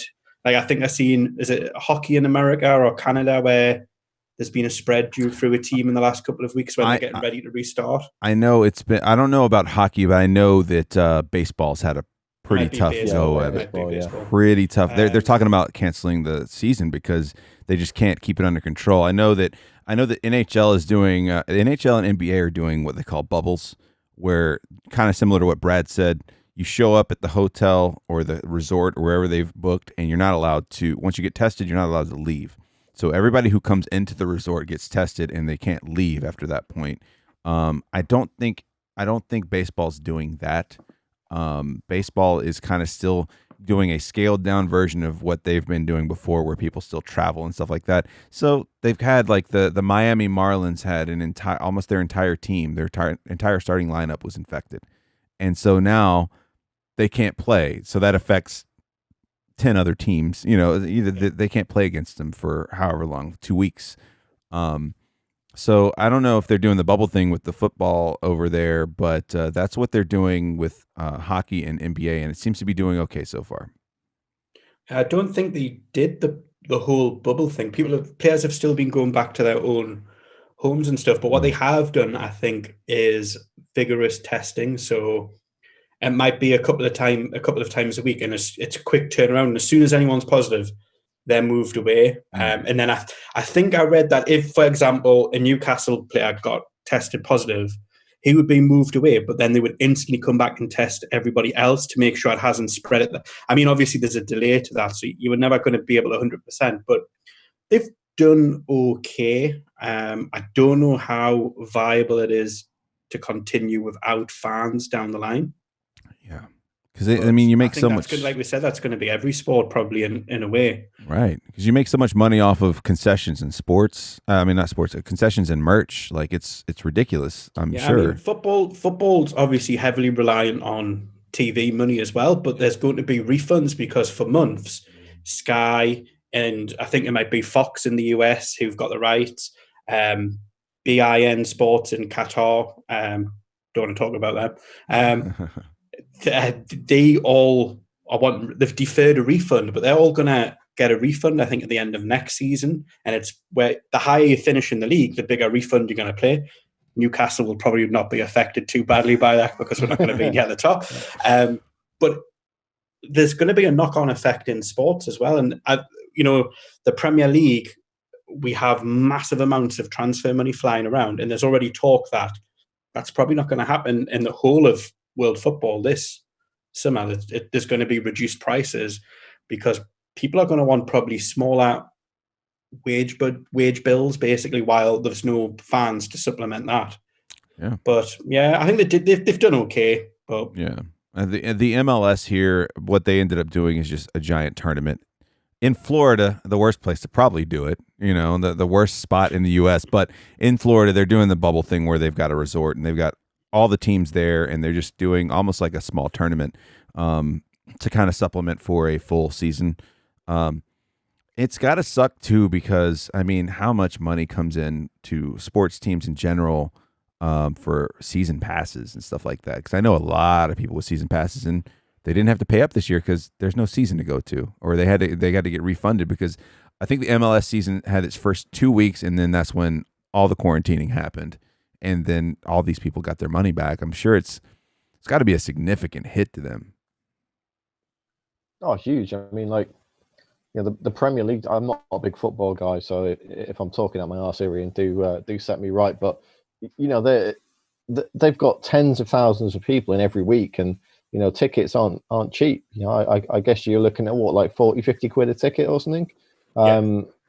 TV rights are great, but that's income that every 2 weeks you've got X amount of money coming in. So it's a big blow. Like I say, like in combat sports, we've probably seen it more than anywhere else because there aren't that many big TV deals going around. What I will say though is that I have come to learn over the past few months that I really do dislike MMA fans, and I would prefer it if we could just do all our events in the future in nice, empty, quiet buildings with no one doing the whole like woo, all that shit. All that's disappeared. Yeah. That's been fantastic. Yeah, it was so weird though. Like, so we did on the week of the lockdown in the UK, there was UFC London on the Saturday and Cage Warriors on the Friday in the same venue. And UFC had to cancel because they didn't think they'd be able to fly people back. We managed to keep our event on, but we had to move it to a warehouse somewhere on the other side of the country. But we still did it with no crowd.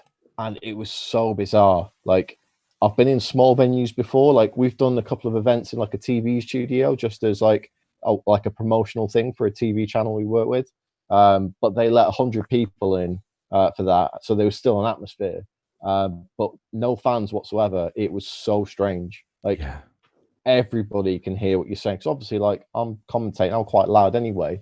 And you've got two guys fighting in front of you, and you're sat with the color commentator, and the color commentator's like, yeah, what he needs to do is just, free his arm up there and go around the left. And the guy's like, yes, nice one, mate. Thank you. Bam. Like, the coaching commentator basically is what it's turned into. And you're like, well, I've still got to do my job. Like, I can't just stop talking because they're sat in front of me, kind of thing. I'm kind of surprised. Like, I know it's obviously very beneficial to be on the cage, but I'm almost surprised, especially even with UFC, that they haven't pulled the commentators back, kind of like they do in pro wrestling. Sometimes the commentators are way, way back, like near the stage, where it's like, maybe that would supplement some of that. The commentators won't be as weirded out because, I mean, I think it was weird for the first couple of UFCs that took place without an audience, where you'd see the fighters like acknowledging, the commentators, like, I did that because of you. It's like, shit, is the other person going to be pissed at me now because I gave pointers to the guy who was fighting? Like, it's got to be completely odd to hear such silence, though. Yeah, it's very strange. Like, especially when, like, we had on that March show some of our kind of biggest stars, and you're used to hearing them walk out. Like, there's a guy called Paddy from Liverpool. We literally book an arena when we go to Liverpool because he'll fill it no matter who he's fighting. Paddy Pimblett?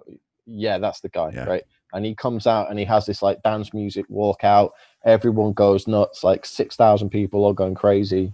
And then there was another guy on the same card, Mason Jones. Same thing in Wales. We book an ice hockey arena because we fill it whenever he fights there. He's an up and coming guy right now. So you're used to it going absolutely nuts when these guys come out. And then to see someone just come out and be like, ah! And it's just, there's no one else making any noise whatsoever. It's like one corner man stood behind him going. It's got to be hard because with something like that, especially with entrances like Paddy's and stuff like that, you feed off the crowd for that hype. And like, it's got to be, I'm wondering like how much psychologically that affects a fighter. I know a lot of fighters have said like, I like it because I can focus more. I'm not as affected by the crowd booing or the crowd, cheering for the other guy when he blasts me one, like stuff like that. Like, it's got to be such a weird adjustment to them. Like, have you talked to any of the fighters to see like how they kind of feel about that adjustment? Yeah, I mean, quite a few guys have sort of told me that it takes away like the home field advantage. Like, there are some guys who just have an absolutely huge following. A guy like Paddy, for example, look, whoever you are, you're going to have 6,000 people screaming at you if you're fighting that guy. Right. And, the guys, they're not sat there like, oh, God, my feelings are hurt because everyone's booing me. Like, they're in a fist fight at the end of the day. They've got more important things to worry about. But that energy from the crowd is there, and guys do feed off it.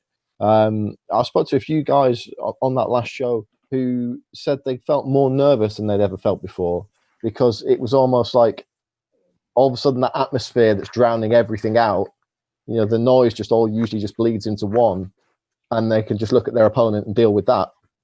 All of a sudden, they can hear me talking. They can hear one of the corner teams putting the bucket down. They hear the clink as the cage door closes. And all of a sudden, it's like, oh, wow, shit.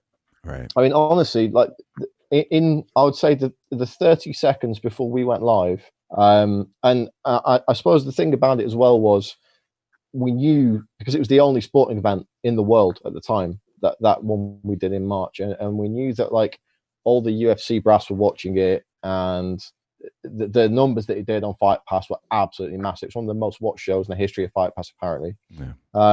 So I kind of had that in the back of my mind. But that 30 seconds before we went live, I was having like a full blown panic attack. I was literally like sat there like heavy breathing, and then like when it starts, you're like, okay, well, I don't have a choice now. I've just got to do it.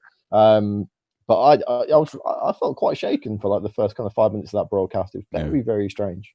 I had to take a second to like kind of slip into that groove to be like, oh, this is just the same shit. I just don't need to focus on it, especially because I know that you wear a headset and stuff like that. So I'm sure once you guys start going back and forth, it probably just felt very familiar at that point. Yeah, I'm just it's interesting because watching all the stuff, people right before your guys' event and before the first UFC event, since everything happened, people were so hungry for live sports. They're so hungry. I'm sure it was a great gain for the UFC because you had so many people, like even people I know, that were like, watching that UFC tonight, I got to see something live. I got to see some sort of sporting event. Ian, like how have you been watching any of the Fight Island stuff? Like, how's that been kind of your perspective of it? I've fell down a rabbit hole now where I'm not really tweeting much when I watch MMA. I've kind of stopped doing that now, and I'm enjoying watching MMA again. I went through a spell of, for example, what I was going to say before, and this is not just me blowing smoke up Brad's ass because he's here. I always felt during the lockdown that one of the promotions that would be okay outside of the UFC would be Cage Warriors. I don't know Graham Boylan very well. I think I've spoke to him once in my life. But I always thought he's an innovative guy, and I thought you find a way to make it work. For me, Cage Warriors have got the best matchmaker in Europe in Ian Dean. I think he's amazing. So I always knew that when, like, for September, that show is going to be massive. If there's no crowd, which I think there isn't plans to be in September, it's still going to be massive because they've got such a deep roster and they've got links to so many wonderful gyms, fighters. So I always knew that. With Fight Island, I know a lot of people are like, oh, when they announced it as being Abu Dhabi, that's not actually what I was thinking it was going to be. But it makes sense. And I think they've done really well from it. I think, I don't usually say this about the UFC because I think you get 2 or 3 fights on a card where it doesn't match, but their matchmaking for Fight Island was brilliant. The main events that they chose, typically at least, were really good. Like last weekend, Darren Till and Robert Whittaker, that for me was a perfect main event for no fans, because I think I seen Dana White say I thought that that wasn't going to be that type of fight. I always thought it was going to be technical, and because there was no crowd, I get engrossed in them kind of fights. I think the very first one was at Kevin Lee and Charles Oliveira, and that was the first or the second event I think that they did, not on Fight Island, but at the Apex, without a crowd. And it was brilliant. And I admit I went at that thinking, it's an easy Kevin Lee win. Charles Oliveira chokes. I know Kevin Lee sometimes does before, and you got to hear from the corners, you got to hear a technical explanation about why Charles Oliveira was lighting him up on the feet and then taking it to the ground. And I think from I did the whole trying to break in the media side of things, but now going back to being a fan, I actually quite enjoy it with no fans there. Like, I don't miss the one, and I like hearing the technical breakdown. The UFC have done a good job of having the right commentators for the events that they've gone for. Like Paul, the one last weekend, I know the controversy around Dan Hardy and Herb Dean, but I think Dan Hardy, John Gooden, and Paul Felder. So I was talking about this to my friends. The UFC have got groups of 3 commentators. Them 3 fit perfectly. Absolutely perfectly. I think Rogan, Cormier, and Anik works better than Rogan, Cruz, Anik, if that makes sense. Cormier, Anik, Cruz works okay, but not with Rogan and Cruz. There seems to be kind of and I think that's one of the things that is shown brightest through No Fan Says, the commentary, the technical breakdown. It's all been brilliant. I mean, we changed our production style. So normally we don't mic the corners or anything. But for that event, because we knew that there would be no atmosphere to sort of carry it through, during the rounds, everyone's watching the fight. in between rounds, that's when people get in the drink and they just kind of want to reset and everything. And we knew there would be no atmosphere in there, so we thought, right, well, we'll put mounted microphones and cameras in both corners, and we could actually use those in the rounds as well. So like, if there was like a really like like a really technical grappling exchange going on, or a really nice bit of stand up, and one of the corners is getting really vocal, the producer can sort of say to me, right, we're going to cut to the red corner in the middle of a round, and they could mic it, put him on a little camera, picture in picture, and you can hear like in real time what the coach's instructions are and see the guy following the instructions, which is like something that you just wouldn't normally get in a broadcast. So I think on that level, it was not having the crowd there was actually quite beneficial, and we'll probably take some lessons from that moving forward. I don't think I've ever asked you this before, Brad, but how do you find commentating as a free? Because I used to think, it has to be a 2. The 2 was better, the old Anik Goldberg days, and Baz and Quadros for Pride, or Baz and Ronaldo. But I've kind of realised now I quite like hearing lots of different voices, and I think for Cage Warriors, you and Josh. Josh is brilliant when it comes to technical breakdowns as well, works. But I know sometimes you've had different people come in. I know there was events where Rosie Sexton came in, and I can remember the ones with Jens Pulver, I think, coming in a couple of times. I don't know if that was when you were there. Definitely, yes, it was, yeah. And it works, but I always wonder how doing it feels when there's more voices to try and get in.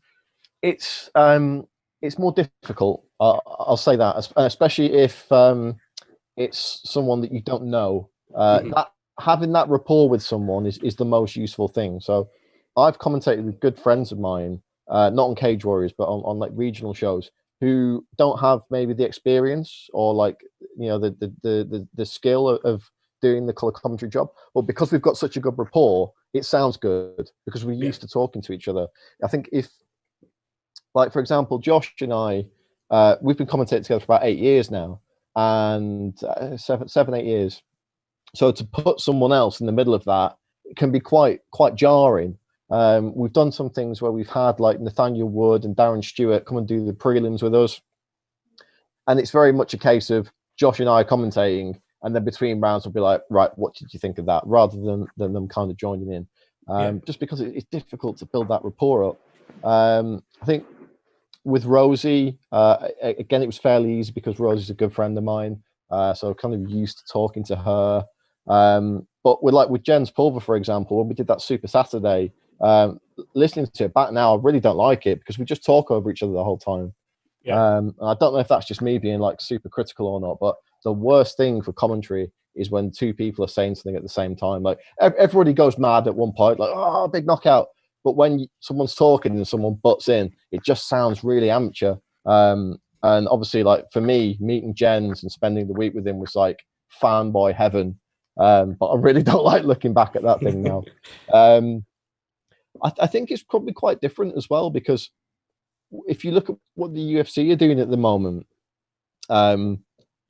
they've essentially got like, so often you would have a play-by-play guy, a color analyst, and then a fighter. So that used to be Goldberg, Rogan, and then they would get Randy Couture or someone like that. So you've got 3 different perspectives, whereas now it's a play-by-play guy and 2 ex-fighters. And I think that works really well because, like you said, with Felder and Hardy, you can tell they've got that fighter's camaraderie between them, and then they speak to John differently, and John kind of runs the ship, and then they'll chip in with their ideas when they have them, and then they've got different bits of banter between them, and there's a bit of like friendly joshing at John every now and again, which I think works really well. Obviously, those guys are all really good buddies, and it's all in good fun and everything. So I think it's a really good dynamic that they seem to have got going on at the moment. Personal preference for me, I like working with Josh, or like more recently Dan Strauss. Obviously, Josh has moved to America now, so every now and again he's not been able to fly back for Cage Warriors. So we bring Dan Strauss in, which is like swapping one high-level BJJ black belt for another, which is fantastic for me, really. Still don't have to learn anything about grappling and don't intend to.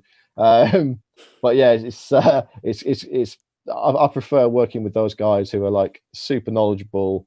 They can do their thing and I can do mine. But if if Cage Warriors ever decide they want to mix it up, then you just adapt, don't you? You just make it work. Can I not to jump in again, Jeremy? No, you're fine. I don't know if you really want to go in this, but was the thing with Pulver more that, for example, say Rosie obviously knows the European MMA scene quite well. So Cage Warriors, she will probably have known probably 90% of the people, if not more, that were fighting on the card, like, and done the research. I'm guessing, although Jens is a good commentator, I've always thought he's a good commentator, but how ingrained was he in the UK MMA and the European MMA system that he was able to... Because I always think a commentator is best when he's got a little bit of background knowledge on the fighter, not just breaking it down like, well, that is why that didn't work, or, you know, the little nuances that you pick up from knowing somebody or watching somebody a lot. 100%. I mean, like, look, I've been doing this for over a decade now, and the guys who were like in the UFC and in Cage Warriors, I've seen those guys have their first amateur fights, and I've called a lot of their fights. So, like you say, like having that to draw on is really useful. I mean, I don't like to make a lot of notes. I like to kind of do as much as I can from memory. I don't like to be looking at bits of paper and thinking, oh yeah, you know, he had a 6-0 run during this time. I just want to be like, oh, I remember when he did this, and I can kind of adapt that to what's happening. But yeah, like you say, with Jens, for example, so he hadn't done any research whatsoever. He literally just turned up and said what he saw. So there's a bit of a disconnect there. Whereas Rosie, so I don't know if you remember, but Rosie only commentated on the women's fights. And the reason she was brought in was because she'd essentially trained with Ash Daly. She's fought Ash Daly, trained with Catherine Costigan, who they were trying to like push as a big star, and they thought Rosie's insight would obviously bring a lot more to that role. So she's got an intimate knowledge of like Catherine's training camp because she was part of it. So again, it's a different angle coming in, and like you say, that familiarity, it just makes it sound that bit more authentic, as opposed to someone who's a good commentator. Like I think I'm a pretty good commentator. You could stick me in front of two guys I'd never seen before, and I'll do a good job of it. But stick me in with like Paddy Pimblett versus Brendan Loughnane, two guys I've known for since they were young lads. I've called loads of their fights. I've seen all their fights. I'm going to do a much better job of that. Right. It's easier to dig in and give some backstory. Like, I mean, in America, the baseball commentators are like that, where some of them been in baseball their whole lives, so they can, like, when there's lulls, they can tell some stories, and maybe they hang out with the players all the time, so they'd be like, I was talking to so and so the other day, and he was saying like stuff like that. It's interesting to see kind of the transition to the 3-man team on the UFC side, because especially at first, you could tell they were really kind of pinging off each other, like a lot of, oh, I'm sorry, go ahead. There was a lot of that, but they've gotten a lot better. I think they figured out, like you were saying, they figured out how the teams work a little better. It's weird, though, because I think it works well for the UFC, but it is fucking dreadful in professional wrestling. It's really bad. It is really bad. And I think, like you said, they've probably, the UFC kind of had to muddle their way to find out who was best working with who. Mm-hmm. And I still think that there's a couple that if when they put them together, I think, oh, that doesn't quite go for me. I think Dominic Cruz is a good commentator, but he bounces off certain of our commentators not very well. Yeah. Like Rogan will say something and Dominic Cruz will go, well, actually, that's not. Yeah. And I just think it kind of, you start thinking, oh, I think the most famous one with Cruz was the Andrade Namajunas first fight, where he's like, you can't slam from that position. And Andrade just picks her up and slams her on her head and knocks her out. And it's like one of them awkward commentary moments because you're trying to talk over someone else's technical advice. It's bizarre. Like, I think there's a huge, and you get this with the ex-fighters on commentary a lot, that there's a huge knowledge gap in terms of judging and scoring. And it's painful to, I don't like to trash anyone, but like watching Brave today, this afternoon, and you hear the commentator saying things like, oh, well, he scored a late takedown, so he's probably won the round there. That's not how it works, man. Like, yeah. and that misinforms the fans as well, which changes the conversation and makes it more difficult to have a reasonable conversation around judging and scoring, because some guys are going to be like, well, I heard the commentator say it on TV, so it must be true. Yeah. I don't think there's any excuse for it. The criteria are just written down. It's 3 pages long. Like I think it's a real shame when, especially on the UFC broadcast, you've got guys at that level sometimes getting it wrong. You just think, like, come on, man. I've never been a big fan of. I think UFC used to do it. I know Bellator did it for a little while, where they would be like, "We've got our unofficial judge here to score the round," and I was like, it felt like it probably just ruined it for the audience because they couldn't think for themselves. Almost like, oh, I scored that one a 10-9 round, and I'm just kind of like, well, what? But you're not deciding the fight, so what does it matter what you scored it at? Let the fans kind of. Part of the fun to me when I'm watching a fight is like, man, I feel like that was a 10-8 round. And but if you have someone who has a mic on TV that's like, I scored a 10-9 round, and you kind of feel like an asshole. It's like, so I'm happy they kind of went away from that, where they don't really have the guy that's scoring it on the side anymore. Because I kind of like when they're like, I feel like that was maybe I have a feeling that he had that round. Maybe he edged that round out. I'm okay with that, but when they had the guy who was dedicated to being like the round scorer, it was just it bugged the shit out of me. I think, like, as a fan, half the fun is like getting behind your fighter or how you've seen a fight play out, and so okay, this is what I've seen, this is what I think, this is how I think it's gonna. And then you get the drama. If the drama didn't matter, they'd just announce the winner, but they don't. They say 29-28 to the red corner. 29-28 to the blue corner, and then there's a bit of a pause, and then it's like, oh shit, yeah, brilliant, my guy won or my guy lost. And like that's how sport works. Your guy doesn't win all the time, right? Your team doesn't win all the time. You take the losses with the wins, and that's the enjoyment of it. How much better is that win after your guys lost 2 in a row? Right. And that's the whole point of following sports as a fan, as far as I can see it. So I don't mind like fans being like, oh yeah, I thought it was a 10-8 round, right, talking absolute shit, because that's what they thought. They're getting behind their guy and they're sat with beers. They're not scoring a fight. Like, right, they're having a few drinks and they're on their phone putting a tweet out about what they think the round should have been fucking scored instead of actually watching it. But I think it's frustrating then when you've got like commentators saying, oh well, takedowns score really well at the end of the round. They don't score at all. Yeah, literally not at all anymore.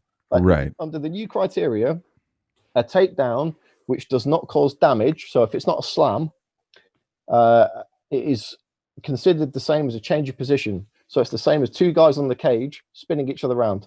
That's all it's taken into consideration as. It's not counted as effective grappling unless it leads to something like strikes or a submission attempt. So people saying like, oh, he got to take down at the end of the round. Yeah, doesn't matter.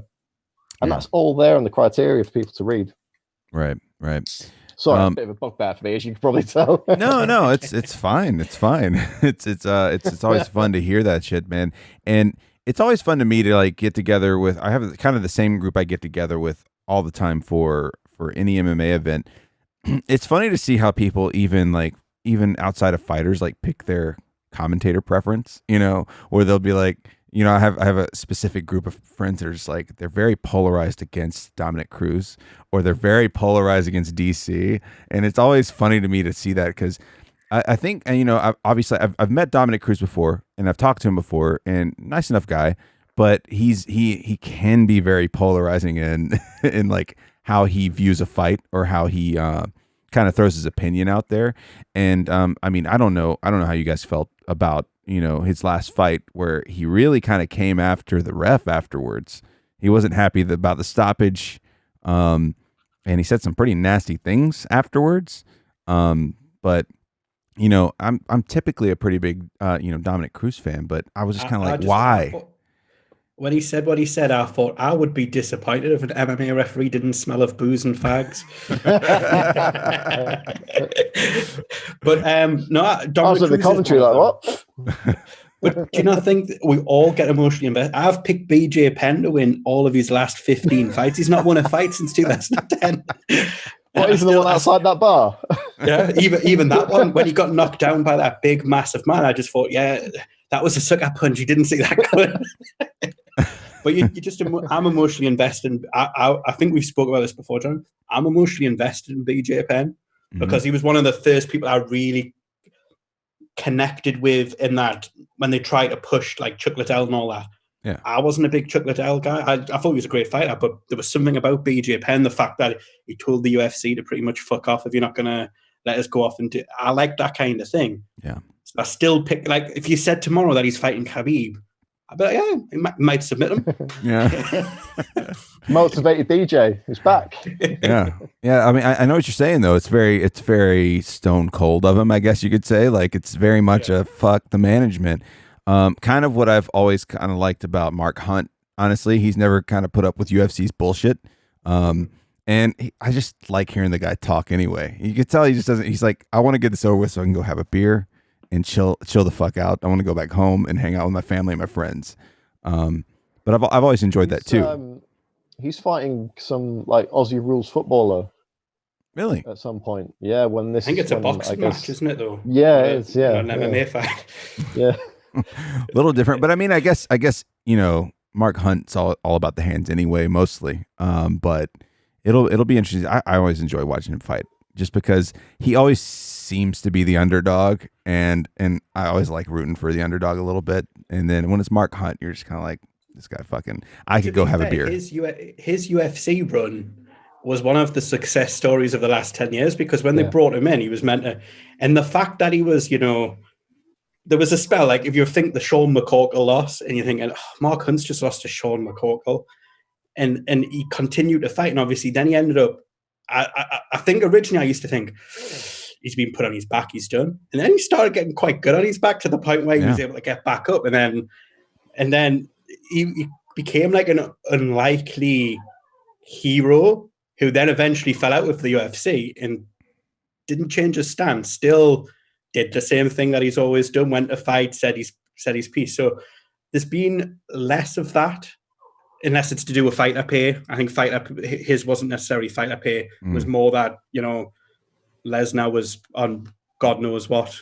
Right. and he was able to fight him on that kind of stuff. But I think we're not going to see as much of that going forward. I think we're starting to see now a company line being towed by 95% of the fighters for the UFC. Yeah.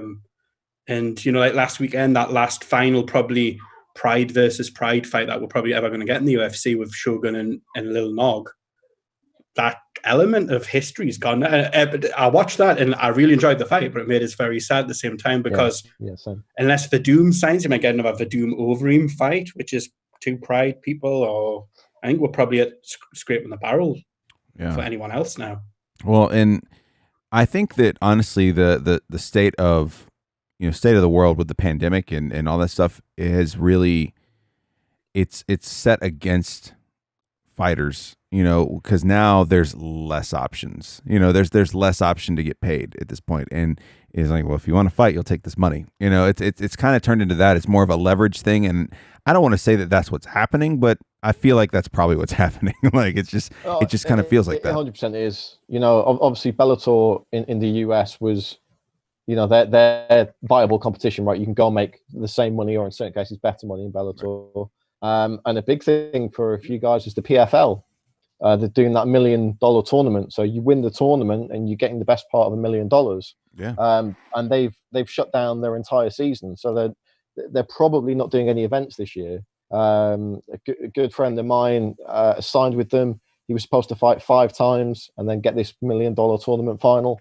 And they've offered him $1,000 a month to sit out for a year. And he's 31 and he just can't afford to do it. The problem is there's not really anywhere that he can leverage them to say, well, I'm going to go fight somewhere else now. Right. Like, he's asked for his release, but realistically, he's probably not going to get signed by the UFC because he had a bit of a falling out with Dana White. He fought in the Contender Series and had he took the guy down right at the end of his fight, and Dana White was like, I'm not signing you because you took the guy down at the end of the fight, and they had a bit of a Twitter spat kind of thing over it. So he's really got nowhere else to go. And like you say, like, there's not really anywhere at the moment for these guys to leverage the UFC on. So I think you're right. We are going to see more people just being like, well, you know what? I'm grateful for a job in the short term. And for the guys at the bottom end of the roster as well, there's going to be so many opportunities to jump in because they're having to put so many events on in a short space of time. guys get injured, guy test positive for COVID. If you're ready and you're fit, in you go. Right. You've seen that several times where folks got sick or just got injured. I mean, that the injury thing is kind of a normal thing, but like I think even more so now, you have a lot more people that are just ready to go, because you never know when the phone's gonna ring. You just don't know, because you might be the only welterweight ready to go fight for the belt, and they need someone to go fight for the belt. And it's you all of a sudden you get to jump 10 rungs in the ladder because you're the only guy ready. So I'm sure it's a weird amount of pressure to stay in shape and not give in to that, like, well, I need to go get a job. I need to go and just kind of give in to this. And when things go back to normal, I might go back to it type thing. It's interesting to see, because I think we're seeing a lot of matchups that don't normally happen, that wouldn't normally happen on a normal basis. You'd see someone on a smaller card in, Idaho or something like that, Boise, UFC Boise or something, that would be a throwaway Wednesday night card kind of thing. Well, look at this Kazmat Chimaev who's come in, 6-0. Nobody really knew who he was. The hardcore guys in Europe were like, oh yeah, this, keep an eye on this guy. Yeah. He's now got 2 wins in the space of 15 days. He's going to fight again in the middle of August. This guy's going to be a superstar by the end of the year. Right. Like that's, stay ready so you don't have to get ready. It's a terrible cliche, but man, it fucking works sometimes. Yeah, if you can scrape by and do that, I mean, it totally makes sense. If you can't, then I don't blame anybody for either situation, because you do have to feed your family. You do have to pay the rent. So I don't know. Let's see. I'm gonna take a quick piss break because I'm about to piss myself. If you guys want to do the same, we can take a quick break, and then we can come back to this. All right, I'll see you guys in a minute. See you in a minute. Yeah. Welcome back. I was like trying so hard to concentrate on what you guys were saying, but at the same time I was like, I don't want to piss myself in this chair right now. Man, it's been good to have both of you on, man. Have we had both of you on at the same time before? I think we have. No, we haven't. We've come close several times. We planned it. We talked about it for about 4 years, I think. Yeah. And it's nice to actually have it done and to get everybody in, because I don't know, you two guys are just so fucking fun to go back and forth with online. So I was like, I got to get them on together. I was just actually, I got done taking a piss, and I just popped in for a second to talk to the wife, and I was telling her, she's like, how's it going? I was like, it's really good. Like, I really want to hang out with these guys in person one day if things can fucking straighten the fuck out, Yeah, definitely. I hear him coming back. Here he comes. They're arguing about darts. I was gonna say. I'm sorry it's taking forever. Man, so how much longer until you guys are back to? Oh, how much longer do you guys are back to Cage Warrior stuff? So the event in September is the. Oh, hang on. Let me take a quick look at the dates here. It's like the 3rd weekend of September. So, 24th, 25th, 26th. Yeah. So I will travel up there on the 21st of September, and I'll live in the hotel for a week.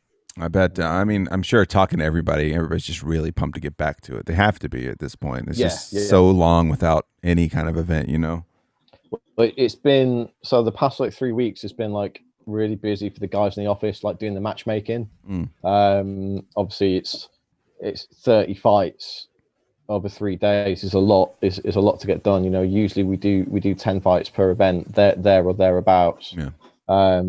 So we've got to get all the guys who are like contractually rostered to Cage Warriors, who we owe fights to. They've got to be on as a priority, and then if we can't match them up with guys that are also on the roster, then we offer the fights out to guys outside. And obviously, the good thing at the moment is everybody wants to fight. So there's been no shortage of people looking to fill those slots. So in that respect, it's probably not been as difficult as it might normally have been to match that number of fights for a short space of time. But it's the case of we've got to get 60 lots of medicals now. The medicals are very, very strict in the UK at the moment. So they need blood tests, they need ocular scans, they need brain scans.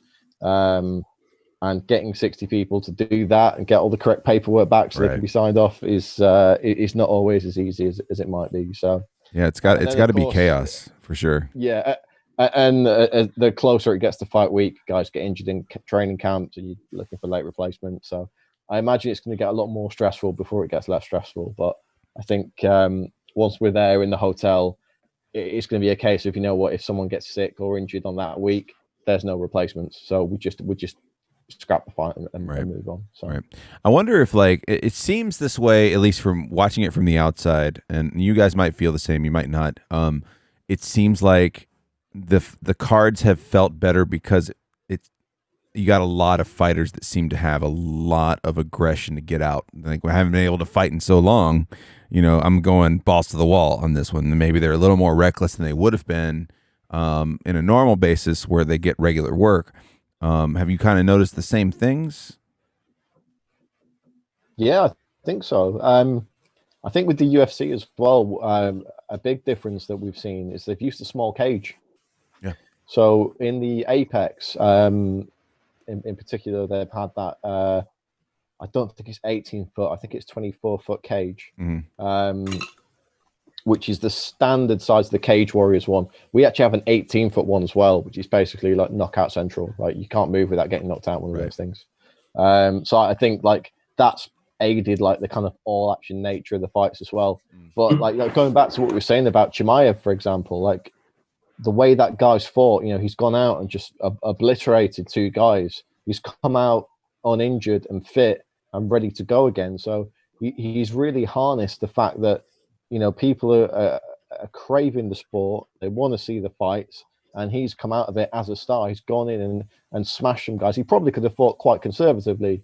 You know, he's a wrestler at heart. He probably could have just laid on top of those guys for 3 rounds, got his win, and gone home successful in his UFC debut. Instead, he's gone out there like a maniac against, you know, a guy, you know, with all due respect, John Phillips, not very good on the ground, but has knocked out, I think, 21 of his 22 victories. So that's not a guy that you want to accidentally get caught by. Sure. And Reece McKee, who we fought the week after as well, also a knockout and submission artist. So, you know, he's gone out there and gone balls to the wall against these guys and smashed it. So, yeah, I think there's definitely a sense of people realizing that there's a lot more eyes on them. And with the restrictions in place on travel, there's potentially a lot more opportunities for them to have prominent places on cards. And we all know the UFC is like, it's more about the court of public opinion than it is who's actually the best fighter in the division. True. You know, Conor McGregor gets whatever title shot he wants when he comes back because he's the guy that talks and he's the guy that puts bombs in seats and sells pay-per-views. So I think we've definitely seen a lot of guys taking this by the reins and, you know, using it as a real like star maker period for them. Well, and there's less time, right? There's less time to research your opponent. So you can just kind of be like, you know, a lot of these guys, they're taking the fight a few days before, right? And they're kind of like, well, I don't know as much as I would know had I had a full training camp to research him. So I'll watch a few videos and, you know, just fight my fight, you know? And I think that has led to more interesting fights, because I think that we've seen it before where two guys where you're like, fuck yeah, I can't wait to see these two guys fight. This is a huge fight. This guy's awesome.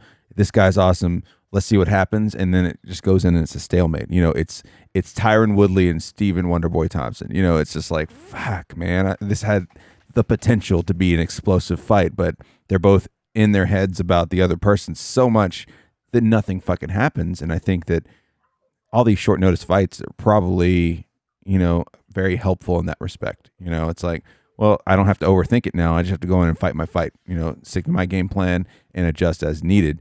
And I think that it's just led to better cards. Like I feel like I'm like with Ian, I've posted less about him on Twitter and stuff like that. And I've just been able to sit back and enjoy him more, because they're just, it's such an unknown, because even the fans and much less, you know, and probably more so the people who are covering the sport professionally get a little more of a chance to research it, but there's no preconceived notions going into it. It's like, well, let's see how this fight fucking goes. Like, you know, it just feels better. It feels a lot it's better. more like, it's more raw. Like you go back in the day when guys were fighting each other, and you're fighting in a tournament, so you didn't know who you were going to fight, and that person may have no fight footage that you've seen. It's not like now you just go on YouTube and you get 20 fights of the guys. Like back then, it was like, oh yeah, I saw like an old VHS tape of this guy in a karate tournament in 1989 or something. Like you've got nothing to go off, so you just focus on what you can do. And I see a lot of that with like the sort of very novice amateur guys. They've had no tape to study on their opponent. They know that guy's from a kickboxing gym or whatever. Yeah. Obviously the skill level's not there and the experience isn't there, but it's raw. And it doesn't need to be GSP versus Anderson Silva. You can have two guys who've had a year's training and it can still be a good fight for different reasons, just because they just want to go out there and stick it on the other guy. Yeah, 100%, man. It's just kind of cool to see. And I don't know, I've just enjoyed them so much more.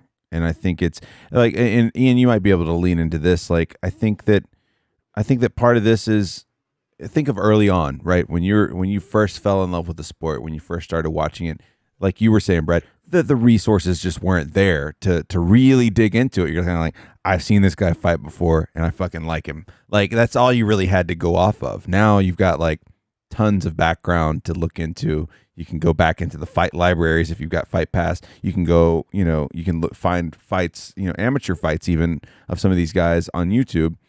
It was just when I first got into the sport, I had such limited information that it made everything a little more, exciting. Even if it was going to be a squash, maybe I didn't know it was going to be a squash because I knew nothing about Glover Teixeira. Like I knew nothing about this guy. So it ended up being a pleasant surprise, even if he knocked out the guy that I was familiar with, Yeah. I think as well, though, going on what Brad was saying before with people jumping in short notice and all that, I think what this whole MMA sphere in lockdown proves is everything's about timing.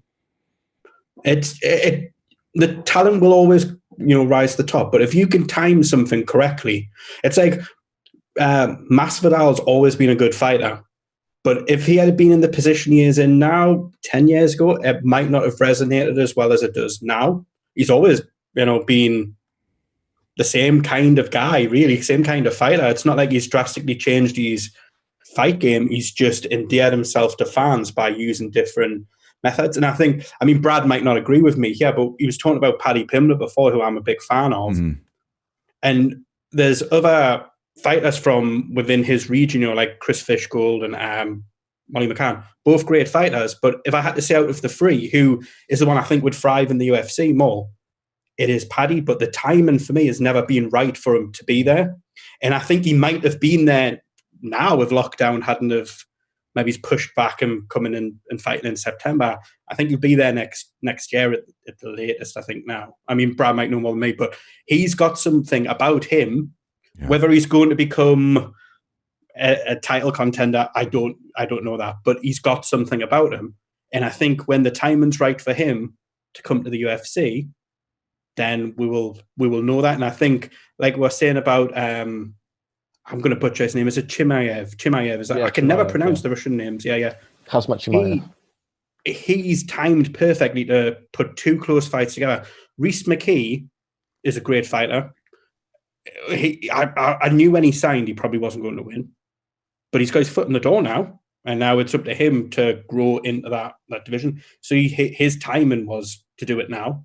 Yeah. And I think as fans, when back in the day when we all got into it, there were guys that you didn't know, but the feeder systems are on Fight Pass. Like Brad was saying today, I really enjoyed watching Mohamed Mokaev on Brave because there's been so much hype behind him. I've seen some of his amateur stuff, and he's good. He's very good. Needs a lot of work, but there was people already the other day saying he's a future UFC, and I think people now are saying, "Well, let's slow the tracks down a little bit." There's something there to work with, and I think that it's timing. It is timing. Even as a fan, it's timing to know who's going to be what in the sport. I thought Ben Askren was going to come into the UFC and run riot. Oof. He got knocked out by a flying knee. Yeah, I think what the pandemic has helped with as far as the sport goes is, I mean, the past few times I've had you guys on and we've talked about MMA, it's like there's so many cards in a normal basis, and you're kind of like, well, nothing feels special now. Right now, everything feels special because there's not a million different cards going on all at once. There's not 2 cards in a week. Sometimes they were up to. It's been nice because you can be like, I can actually sit back and focus on this one card and not be like, oh, there might be more cards coming up in the future, but it's not like I've got 2 cards next week and there's a few different cards the week after. It's made it special again. I think that what MMA had going for it when I got into it and when we all started talking to each other is it was an event to look forward to, not an event to keep up with. It just felt like after a while you're just keeping up with it and like there's just so much shit I don't know what to give a shit about anymore, Yeah, I mean, like I'll be honest, I'm probably not going to watch UFC tonight. I might watch Joanne Calderwood's fight. But I'll probably watch it tomorrow. Yeah. But these past couple of weeks with the Fight Island stuff, and I think part of it's because so many of the guys were from Cage Warriors, and a few of those people are, good friends of mine outside of MMA. So obviously you get excited for them. But I've not felt more kind of like excited and invested in UFC cards as a fan for so long. Like, in like the normal scheme of things, like, sometimes I work every weekend of a month calling MMA fights.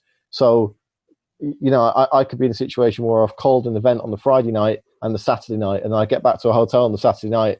Am I going to stay up till 6 a.m. watching UFC? Mm-mm. Probably not. It's like the last thing I want to do. So it's been nice having like these big gaps and coming out of the grind of it a little bit, and just sitting there thinking, holy shit, my mate Molly's fighting in a few weeks. Like, I'm going to get pumped for that. I'm going to go get my Molly McCann t-shirt out the back of the wardrobe and stick that bad boy on and just get back into it as a fan again. Yeah. Yeah. I, you brought up Masvidal just a little bit ago, Ian, and I was kind of curious about, the last fight he had against Kamaru Usman. I know he took it on short notice. Do either of you feel like that was a mistake, or was that just something he needed to go ahead and just take just in case it worked out for him? Because I feel like he was just tuned up that whole fight. I think it was win-win. Because if he had have won, you would have been like, well, you had a couple of days notice and he's beat the best fighter in the division. He's lost, and you can say, well, I only had a few days or a week or whatever it was, and I've helped the company out. I've made a shitload of money because if the early pay-per-view numbers are correct, he's done really well out of that. And I don't think his name's dropped for losing it. They could easily next week say, right, in October, we're doing Masvidal McGregor. We're doing Masvidal Nate Diaz too. We're doing Masvidal versus Nick Diaz, for example, if they decided he wanted to come back. And you would want to see that. Do I think it would have been different? Probably not. Yeah. I think that Usman's going to fight his fight. I think it would have been a different fight if it was Gilbert Burns in there, because I think he could have possibly done something on the ground. I think his takedown defense has turned pretty good recently, actually. And his striking's obviously leaps and bounds. I still think Usman's the best in the division, though. Right. Yeah, I totally agree with Ian on that. And it goes back to what he was saying a minute ago about timing. Like, if Masvidal had knocked Usman out in the first round of that fight, I mean, we would never say anything like that. That would have been absolutely off the charts, insane, all-time greatest moment in MMA, arguably. But he didn't, and he didn't look great in losing. But most people don't look great, win or lose against Usman. He's not that kind of fighter that really you're going to go and have a big ding dong with him like Colvington was. That was kind of the exception to the rule. Yeah. But at the same time, he didn't get knocked out in the first round. He didn't get submitted. And he'll always kind of have that to fall back on and say, well, you know what? I stepped up on a week's notice and fought the best guy in the division, maybe the best pound for pound fighter in the world. And I didn't get finished. So, give me a full camp and then you can run that fight back again. Or give me Nick Diaz or give me Conor McGregor. He's in that position where, and that, I think that BMF belt's stupid, but it's the good kind of stupid. Do you know what I mean? Like, I'll watch him fight Nate Diaz again, no problem. Like, why not? Yeah, I think you guys both had it right. It was a win-win for him in the fact that the loss to Usman does not negate what happened before that at all, in no way or fashion. And I was like, I think it's going to be a tough fight because, I mean, we know that Usman's a beast. Like, it's crazy. And So I was when I watched the fight, I was like, okay, well, I still don't, it doesn't make me take less stock in Masvidal whatsoever, because it's Kamaru Usman. And I will say it was a very pleasureful experience to watch Usman fight Colby Covington, because I really don't like Colby Covington at all. I don't know what it. I mean, I know what it is. I'm not a big fan of his way of playing heel. It's very piss poor for someone who's watched a lot of pro wrestling in his life, and it's very like cheap pop type stuff. But it felt really good to watch, because I can't tell if he's really good at being a heel or really bad at being a heel. I don't know how either of you feel about Colby Covington, but I feel like he's good and bad at it. Like when he's bad, you're kind of like, oh shit, you fucked up on that promo you cut. The infuriating thing about him, though, is that he's actually very good at fighting. Yeah. Like, he is really skilled. So you want to hate him, but then when he does something good in the cage, like the fact, I thought he was doing all right against Usman until, like the final exchanges where he was, where he got caught quite a bit and obviously finished. But yeah, I think what we were saying before with Masvidal, the timing thing, that is why for me, and everyone over, and Brad probably will think with this, because we're British, everyone's like, so you're a Bisping fan. But I was never a Bisping fan, but one of my favorite MMA moments is Bisping beating Luke Rockhold on 2 weeks' notice, because nobody thought it would happen. And the fact that he stood up on short notice and did it, it was probably the only way Bisping was going to get that title shot, because he's never, like, he could never get over that hump of a contender fight. Right. And he did it, and like he achieved the ultimate thing that you probably get in the sport to do. And for me, I think it was a couple of weeks ago, it was like the anniversary for the fight. Yeah. Every time I watch it, I can't help but get like pumped up by it. Yeah, man.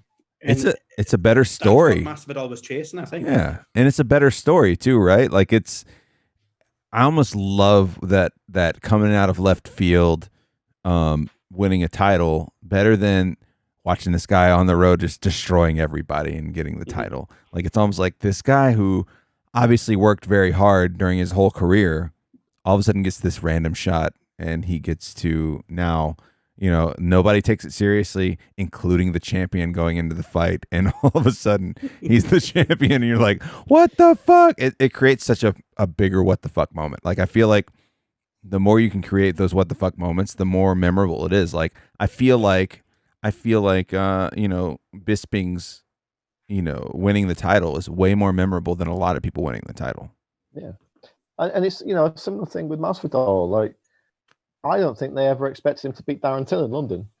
I mean, no. I know for a fact that the UFC were putting a lot of stock on Darren Till winning that fight. And so I called that fight for the BBC. So I sat cage side and actually got to commentate on that live.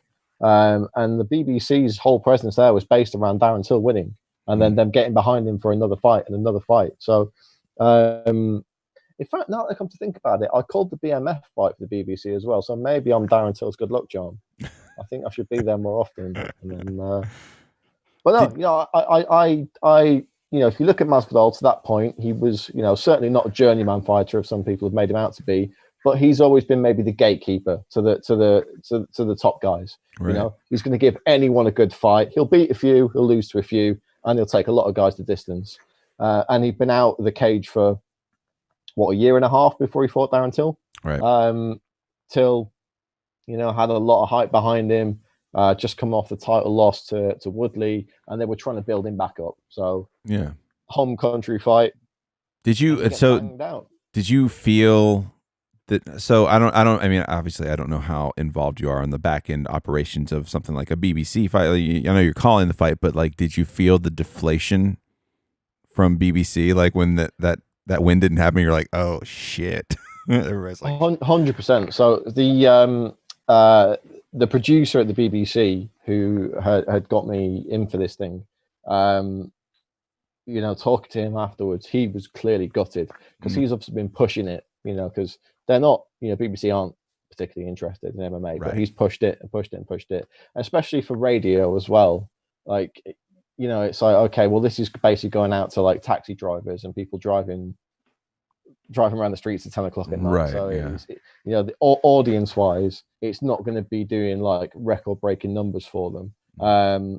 But they like to have coverage at major sporting events, and he sold it to them as being a major sporting event. And this guy, Darren Till, is the next big guy. And, you know, he got heroes reception as he did in Liverpool a couple of years before. And yeah, when the event finished, like obviously we've just finished commentating. There's myself, Josh, who does Cage Warriors with me, did color commentary, and a gentleman called Nick Pete, who does a lot of combat sports on talk radio in the UK, and a lady called Layla, who's our presenter on Cage Warriors, and we were the broadcast team for the night.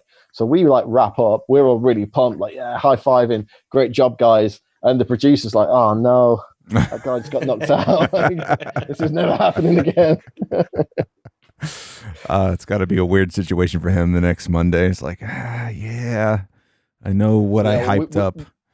With the BMF fight, they didn't fly us out to America. We just did that from London. Yeah. So we just went in a studio and they put it on TV for us. Was that really weird to do, to commentate something you were watching on TV? Yeah, so strange. So strange. So I did it with two fighters who've never really done commentary before. Yeah. So it was basically just a lot of me talking. But then, like, and obviously this is like 4 o'clock, 5 o'clock in the morning UK time, and we're all absolutely knackered. And there was like a couple of moments where I'm just watching it and forgot to commentate. Like, and the producers in the background, like, what's going on? Yeah. God, that's funny. Yeah, you know, Ian, you brought up earlier the awkwardness of a 3-man team in pro wrestling commentating. Are you aware of a Twitter account called Booker T Commentary Stan? No. At all. At Booker Comstan. I'm writing this down. Oh, I'm yeah. on it already. At Booker Comstan. It's just they just post videos of random Booker T commentating on things. It's one of the funniest Twitter accounts I follow. Easily one of the funniest. Just like there's the time, I guess, in which one was that? It was Impact, when he was doing commentary for Impact, and he jumped in the ring with the microphone and started beating the shit out of people with the live microphone. You hear like the whole time. Do you know what it is though? I've used lockdown. I subscribed again to the network. Yeah. And I thought, right, I'm going to go back to my childhood. I'm going to choose specific wrestlers and I'm going to follow their career arc by going through shows. So this is going to sound mental. My favorite wrestler of all time really is Earthquake. Just because. John Tenta. Yes, John Tenta looks like he shouldn't be a wrestler, but he is the wrestler that I think I deserve in my life. So I watched his full arc, and then coming across some of just the mental people that not just the WWE, but even WCW thought that people would want to see. Like that bloody Friar Tuck or something it was. And I was just like, what the...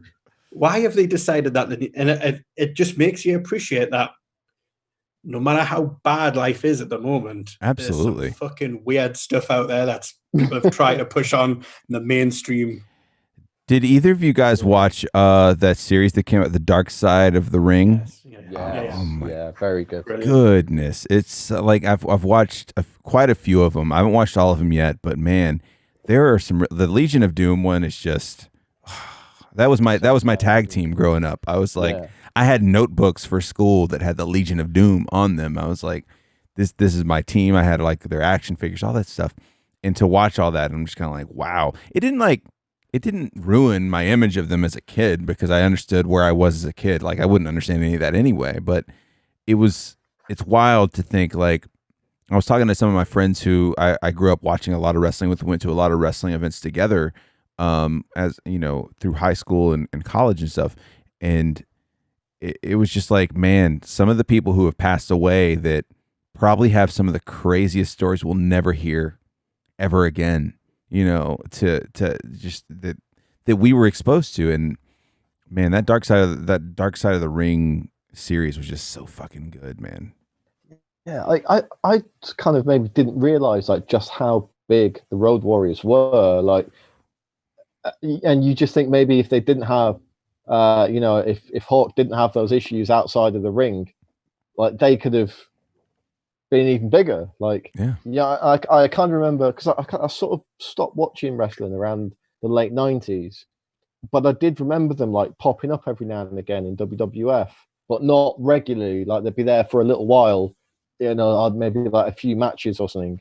I obviously like had no idea at the time that there was issues, going on outside the ring, and it was always like such a big thing when they came back because they got like that big reception and the music, and they come out with the shoulder pads. And I've always been a sucker for a guy in face paint. Like, I love the Ultimate Warrior, love Sting, love Demolition. Legion of Doom were like the sort of the quintessential like two big dudes in face paint that just kick ass. So yeah, I think the big thing to me to realize is like how incestuous all the all of the promotions were with each other. I didn't realize, like, growing up, Ric Flair, Arn Anderson, any of those guys that they're in the Four Horsemen, like that, those were always WCW guys to me. And I didn't realize, Arn Anderson had a pretty big stint in the WWF. Like, to me, it's all of what you were exposed to. So growing up as a kid, I really had a lot, especially in the 90s, I had a lot of WCW exposure because of TBS here in the States. They ran WCW 3 times. There was an event on Saturday night, an event on Sunday night, and then they'd have Clash of the Champions once a quarter. And like, it was always what I saw. I would see WWF, but I would see WCW more. So it's weird how you would associate one character with a certain promotion, but then you get across time, like, and watch these Dark Side of the Ring things, you realize the regional thing was so huge. Like, they'd be gigantic in Michigan, it'd be huge in Detroit or in Ottawa, Canada, or something like that. And you barely heard of him here. Like the Dino Bravo story. He was gigantic in Canada. He was just he was a jobber almost here in the States. Yeah. It's kind of wild to see. If you think back to like that kind of sort of 90s era, it was only really Sting, The Undertaker, and Shawn Michaels who never jumped ship at any point, right? Yeah. Like most of the big guys jumped ship at some point. Yeah, and they had some wild, like, some wild themes to them when they would jump, and you're kind of like, well, why did they think that would work? You had in WCW, you had El Gigante, right? El Gigante was incredible in WCW. Then he shows up as Giant Gonzalez in WWF, and nothing happens with him. It's in the skin suit. In the skin suit, which was just freaked me out. I was just kind of like, this is not. It felt like we had this guy in the States. I forget what his name was, but he was like on public television on PBS. He was the guy that taught you about human anatomy, and he just had the skin suit that showed you the inside of the human body. And that's what Giant Gonzalez looked like to me. And I was like, I can't take this guy seriously. That's El Gigante. I don't give a fuck what you say. But I think the worst one for me was when Goldust went to WCW and they introduced him, and he was basically like a fucking child molester. So bad. Is that what he was called? Seven or something? Was it Seven? Yeah. And they did this like really like proper like Undertaker style entrance where he floated to the ring, and it looked like he was like genuinely hovering. And he just got a mic, and he was like, "Oh yeah, by the way, I'm called Seven now, and this is fucking stupid. So it's Dustin Rhodes, by the way. I used to be called Goldust." But what the fuck, man? Oh my god. Have you from the company that brought you the Judy Bagwell on a scaffold match or whatever? Yeah, there was such weird shit. Did you guys ever watch or do you guys ever listen to Something to Wrestle With, the podcast Something to Wrestle With? Yeah. Oh man, the Goldust episode of Something to Wrestle With is one of my favorite podcasts I've ever listened to. Just because like I like hearing about all that behind the music crazy shit, that went on in pro wrestling, because I don't know if it's partially nostalgic because I was a fan at the time, and then me now understanding what the gravity of being addicted to drugs and having all these problems outside of the ring are. But something about that Goldust episode was just fucking incredible. Like Dustin Rhodes, like I remember Dustin Rhodes when he was, just Dusty Rhodes' son that showed up in the WCW, and he was giving everybody the fucking bulldog or whatever the fuck his move was, right? And he was just a Texas cowboy kind of theme to him. And then he moved over to be Goldust, and I still remember really liking that character and not being young enough to not realize that was Dustin Rhodes still too. Like how they could still pull the wool over the eyes of some of the fans. It was just a really cool episode. If any of you are wrestling fans out there and haven't listened to the Something to Wrestle With podcast with Bruce Pritchard, it's such a good one, the Goldust episode. Yeah, I definitely have to check that one out. Yeah. See, I'm addicted to the Lapsed Fan. Ah, yes. I don't know if you've heard. The problem with them is that the podcast are 7 hours long, so I have to listen to it over like a month. But they did a episode of, I think it was SummerSlam '92, which was in Wembley Arena in the UK, and they did like a retrospect on that. And just, I had read Bret Hart's autobiography, but I couldn't remember them talking about that particular match. And the fact that British Bulldog turned up the night before and basically told Bret Hart that he's been smoking crack for a week. And like they obviously do an impression of the British Bulldog, like I'm smoking crack, Mr. Hitman and stuff like that. And I will go back and just find that clip on YouTube and listen to just that segment at least once every couple of months because it is so funny. And it makes you think like how on earth were these functioning adults allowed to be on television? Right. Because the stuff they were doing. And I mean, if that was now, obviously, they wouldn't be social media. You would have been recorded probably doing cocaine off a stripper's arse when you were meant to be, at some TV taping or something like that. But like I say, the network's amazing for going back and just like, I love Earthquake. I can't even express how much I love everything about him. The fact that he just bounces off the rope before he drops, like he kind of rolls against it and then drops a leg drop is just it's a work of art. He needed that trajectory. He just needed it so bad. But I don't know, man. It's just I think a lot of it is what you said, that the lack of internet helped a lot. It was a lot of PR saving. I gotta imagine that famous story, wasn't there, about the Iron Sheik and Hacksaw Jim Duggan? Yes. So they were like going to a show and they got pulled over and they had like cocaine and weed in the car and stuff. And obviously they missed their show because they got arrested, but I think they kind of were like, okay, you guys can go on kind of thing. And they got in more trouble because one of them was a heel and one of them was a face, and they got caught riding in the car together. Yeah. And it was the 80s and people just didn't do that. Like Vince didn't care that like the Iron Sheik had like a fucking kilogram of crack in his fucking glove box. He was more worried that he'd been caught driving with Hacksaw. Kayfabe was huge, right? Like it was one of those things like you don't break that shit. Like it just didn't happen at that point. And I feel like if the internet never came along, maybe it would never have changed. But you almost had to, right? Like it was one of those things like everybody's got a camera in their phone now. It's like, oh look, I just saw the Iron Sheik and Hacksaw Jim Duggan together. And it's like, oh okay. So you almost have to embrace the fact that they almost had to like lean into the fact that yes, this is all like a pre-written type deal. I've never called wrestling fake because I know that that's a bad thing to do. But like you have to acknowledge that there's a trajectory and a point to the story, right? Or they're supposed to be. I don't know how much it is now, but I don't know. I think the internet had a huge influence on them. Like you saw it come through the Attitude Era. I think the Attitude Era was the last time they could really hold that kayfabe in the WWF into the WWE, where it's like now, our guys are being filmed all the times of the day. They walk into a gas station, someone's going to pull out their phone and just be filming them the whole time. So you kind of have to lean into it, Like when I was a kid, in like a young kid in school, so like maybe like sort of 8, 9.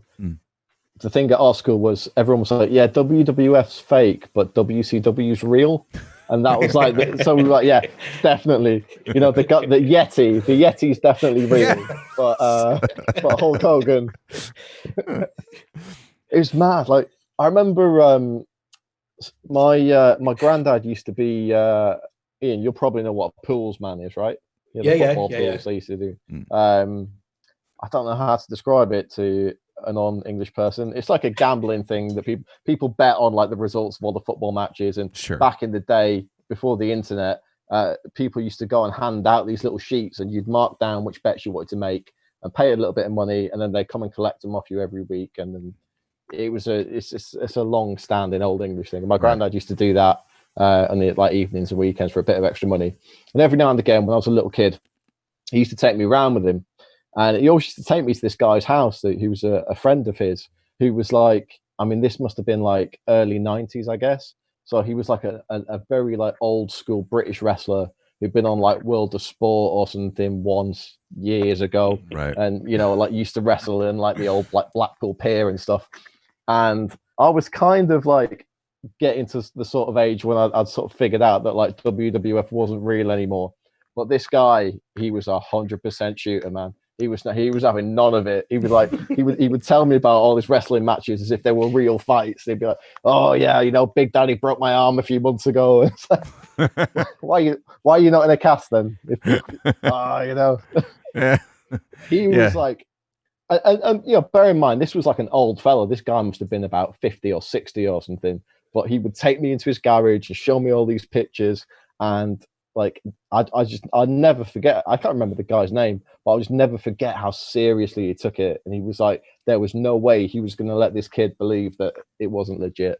Yeah, I mean, go ahead. Here's a question though: if during the 90s, who was the wrestler that you just can't? I hate saying the word, but you hate. I'll just start. I can't stand Lex Luger. His face irritates me. Even now that he looks like a bloody crypt keeper. Because he's a skeleton of himself.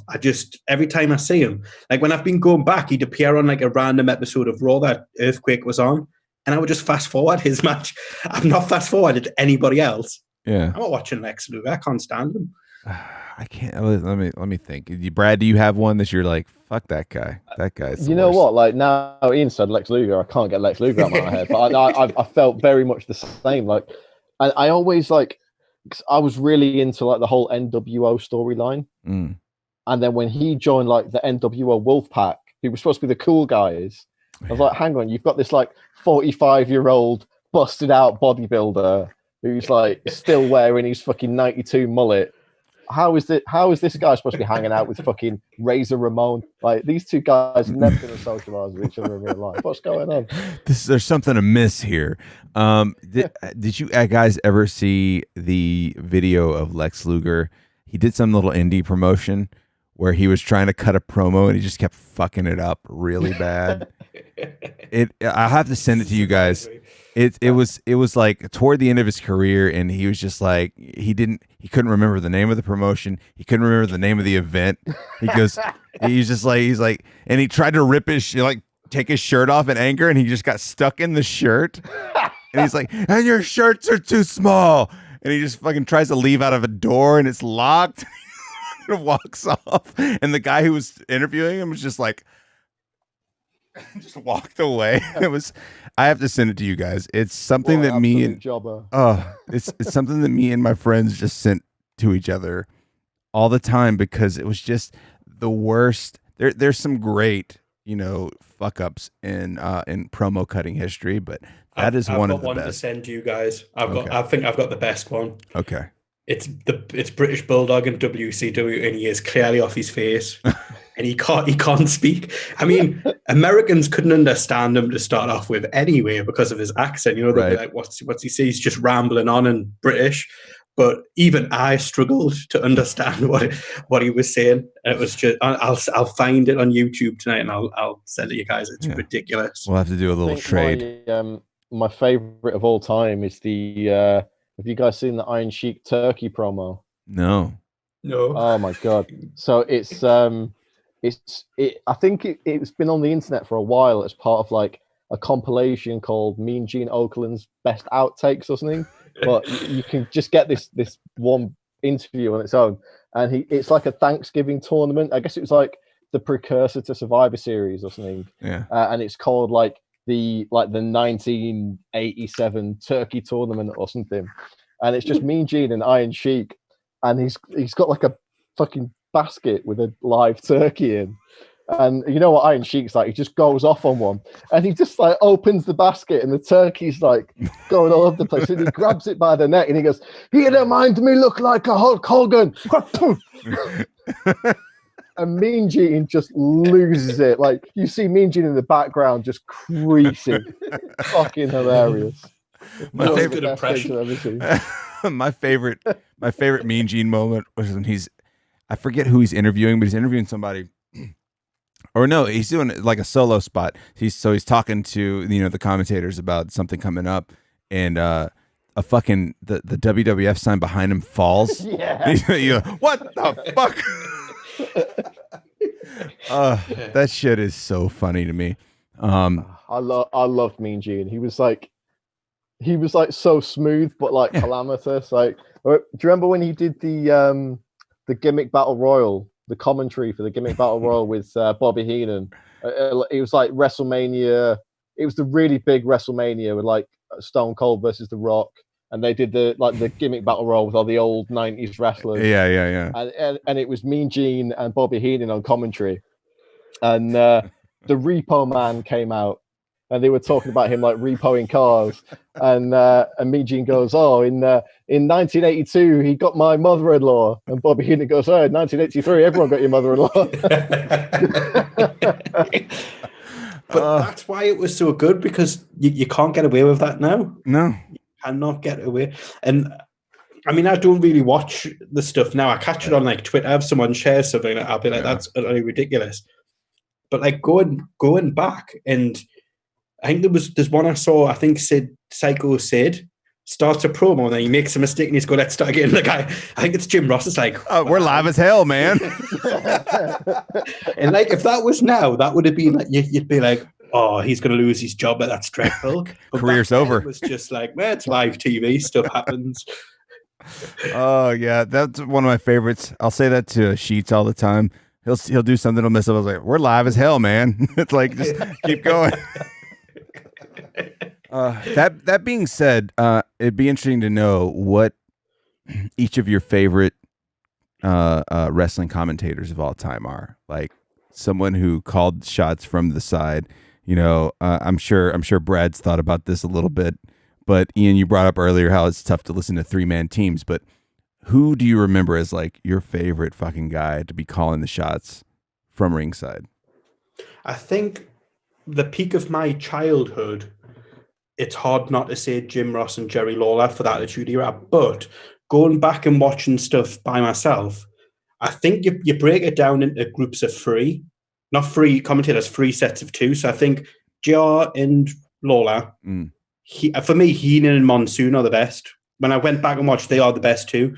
But I also really liked Vince and Jesse the Body Ventura. Yeah, like Vince was a really good commentator. Like I could remember that he did commentary, but then when I go back and watch, he's a bit cheesy. But for that era, it works. But yeah, I think it's hard not. I think Bobby Heenan by himself is the best. What a mind! Like that guy, the brain is like the perfect explanation for a guy. Like he, just to go back and listen to some of the weird shit he would say, and just Gorilla Monsoon wouldn't have to say much. He'd just be like, "Oh God!" Like he would just be like, "Oh God!" Like to something he would say, and you'd be like, "That shit is fucking hilarious to me." Like you wouldn't pick it up as a kid. But like later in life, you're like, "Oh my God, that's just so scandalous to say," and like they just got away with it on Superstars on a Saturday morning. It's crazy. Nobody called a Royal Rumble better than Bobby Heenan.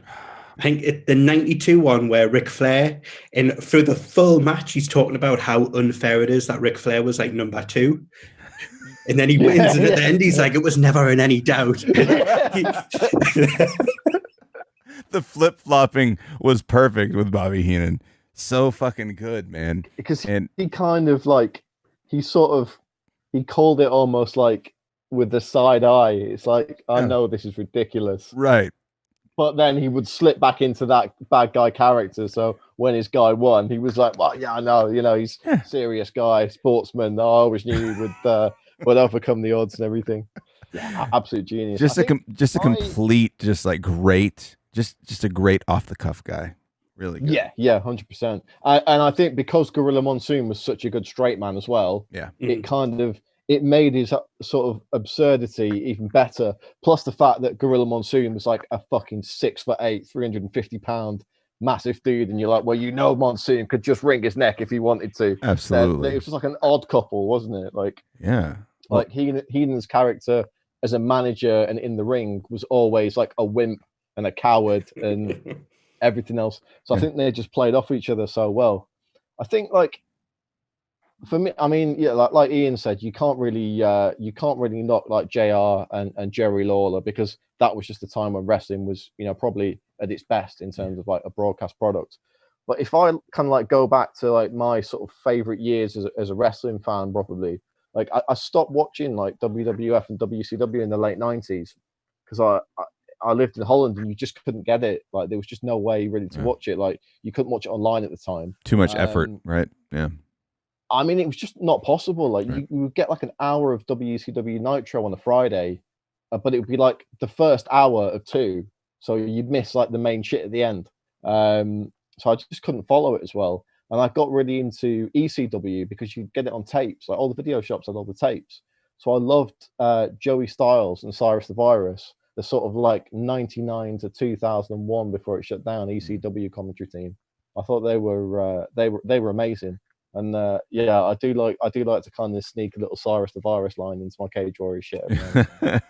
Well, and like ECW was just had that feel of just like, I feel like I could know these guys because they feel like they've just turned on a camera on some friends that are wrestling and they're talking. Like they still sounded great, but it didn't sound so polished that you couldn't believe it. You know what I'm saying? Yeah. It felt like people that were really excited about what they were watching. Well, the great thing about that Joey Styles and Cyrus duo was that in itself was a whole storyline thing. So he only started commentating when they got their deal with, I think it was TNN. Yeah. And so the whole thing was that TNN had signed them for a year, and then they did a deal with WWF to start in like September. So they knew they were done. And they knew they were getting kicked off the network, and they didn't advertise and everything. So Cyrus's character was a network executive. So he worked for TNN, quote unquote, right? And he hated all the wrestling products. So he was like an anti, and he's so slimy and sleazy, right? And the funny thing was, he also did the commentary for Rollerball, which was on TNN at the time. So he had that credibility of like. He'd be like, oh, yeah, don't worry. This shit's going to finish in half an hour and you can watch Rollerball on TNN. Like advertising it during the matches and shit. It's brilliant. So before TNN turned into Spike, right? Like that was TNN is what turned into Spike, I think. Spike TV. Because I think the UFC was on Spike for just a hot minute, wasn't it? Yeah. Holy shit, I forgot about that. That was when the Ultimate Fighter started, right? That was on Spike. Yeah, that was. Oh, my God. Just insane. Insane, man. And remember, Spike was the reason why Hulk Hogan turned up at that UFC event and did that horrific cage side interview with Joe Rogan, acting like he was an MMA fan, and you knew he had never seen any MMA. Like he's just there to broadcast the fact that some wrestling show was going to be on Spike TV. And Rogan's like, "Do you like MMA?" And he's like, "Yeah, big fan, great guys." big fan, brother. Yeah, let me tell you something, brother. When these guys get in there and slam each other, it's real deal. Oh my God! When Chuck Liddell drops the leg, brother, that's all over. Did either of you guys see the? So there's two I guess documentaries that stick out to my mind in the past couple of years, or a few years, I guess at this point. The Andre the Giant documentary, the 30 for 30 on Andre. Did you guys watch? No, I'm sorry. That was an HBO. HBO. That was an HBO. Oh my God. You want to cry? Fucking watch that shit. That shit is like brutal, but it's so good. Like Andre was probably easily one of my favorites growing up, just because he was larger than life. Like because you know, it didn't matter if he was in character or not. He's still a big. You can't pretend to be a big motherfucker. Like you just can't. And No. that was just one of the coolest wrestling documentaries. And I also watched The Redemption of Jake the Snake. It was also a really good one, man. That guy was like low key so good at being a wrestler. Even though he may have not gotten the accolades that a lot of wrestlers got, he was still just like a consummate professional through a lot of bullshit. You know, that was just if you go back and watch a lot of his promos from, you know, even that kind of like 90s, late 80s and 90s Hulkamania era, when it was all very cartoony and not very serious, like he would just turn it on sometimes and just look down the camera and you're like, oh shit, this guy's scarier than the Undertaker. Yes. Like he's not the one to mess around with. Yeah, he wasn't goofing around like Macho Man, who was fucking coked out of his mind, you know. And I'll say this: Macho Man, some of the best promos ever cut in the history of wrestling. But goddamn, if Jake the Snake didn't strike fear into you, he would just get so serious. You're like, I think he's actually talking to somebody he knows right now. Yeah. I don't know if either of you saw. I seen it shared on Twitter. I think is it AEW. That's the new alternative to WWE. Yes. Yeah. He turned up in there and cut a promo, and I seen the video. I don't know if you saw it on Twitter. It was to Dustin Rhodes' brother. Was it Cody? Yeah, Cody. Yeah. One of the best promos ever, even to this day now, and he's nearly 70 probably. Yeah. He cut a promo that is better than anything that I've seen in probably the last 20 years. And if you've not seen it, I'll find it and I'll send you because it is really good. Yeah. But I think it was, going back to what you... Sorry, what I was going to say back about Andre. I never remembered him as a giant because the very first VHS that I got bought by my parents was the Battle at the Royal Albert Hall, which was like a UK show that they did, you know, when they used to do the videos. Yeah. And there was a battle royal at the end of it, which the British Bulldog won. But the last three was Bulldog, Typhoon, and Earthquake. So he was getting battered by, obviously, the natural disasters. And Andre came and rescued him, but he had crutches, so he was a cripple. So I always memorized Andre as a fucking cripple and not like this larger-than-life giant that he clearly was. God, it was just incredible times to watch. It really was. And... just to see, I think what happened honestly is up through our childhood into the Attitude Era. At some point, they stopped letting the wrestlers kind of come up with their own promos. You could kind of tell, like it's like when Macho Man's cutting a fucking promo about being cream of the crop, and he brings up a creamer for coffee, and like he's just cutting this promo that is completely off the top of his high mind, all the way up through like The Rock and Stone Cold, doing their stuff on mic. You can tell when they made a transition to telling the guys what to say on mic.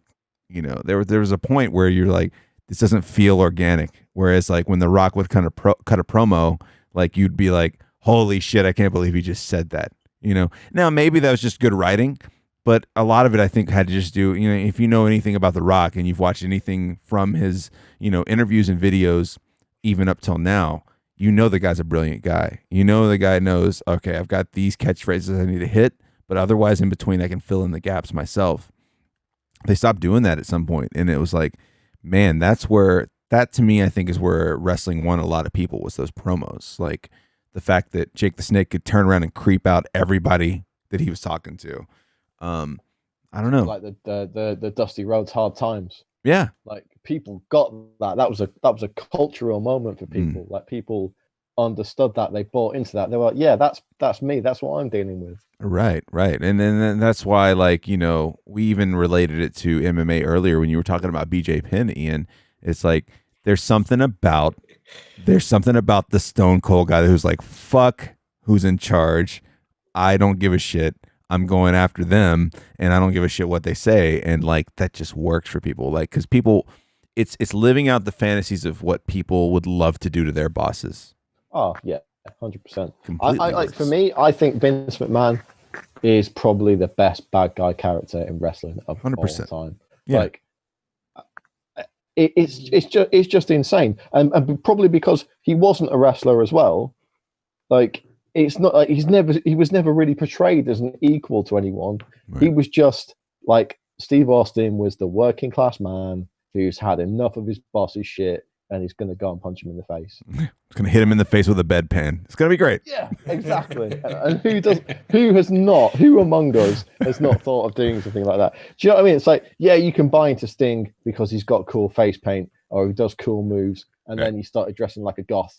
You know, I mean, I'm a big fan of the Crow, so when Sting started dressing like the Crow, I was like, oh, this is just my absolute zenith of wrestling. Yeah. But you know, for anyone who's ever worked for someone they don't like, you see that in that Vince McMahon Austin feud, and you like, how could you, you know, as a teenager, as I guess we all were at that time, like probably doing our first shit job, how could you not get on board with that? How could you not support Steve Austin in that case? They played it perfectly. It just worked out perfectly. The timing was right. It just, everything was right about that era of wrestling, like through the 90s. It was just fucking perfect, you know.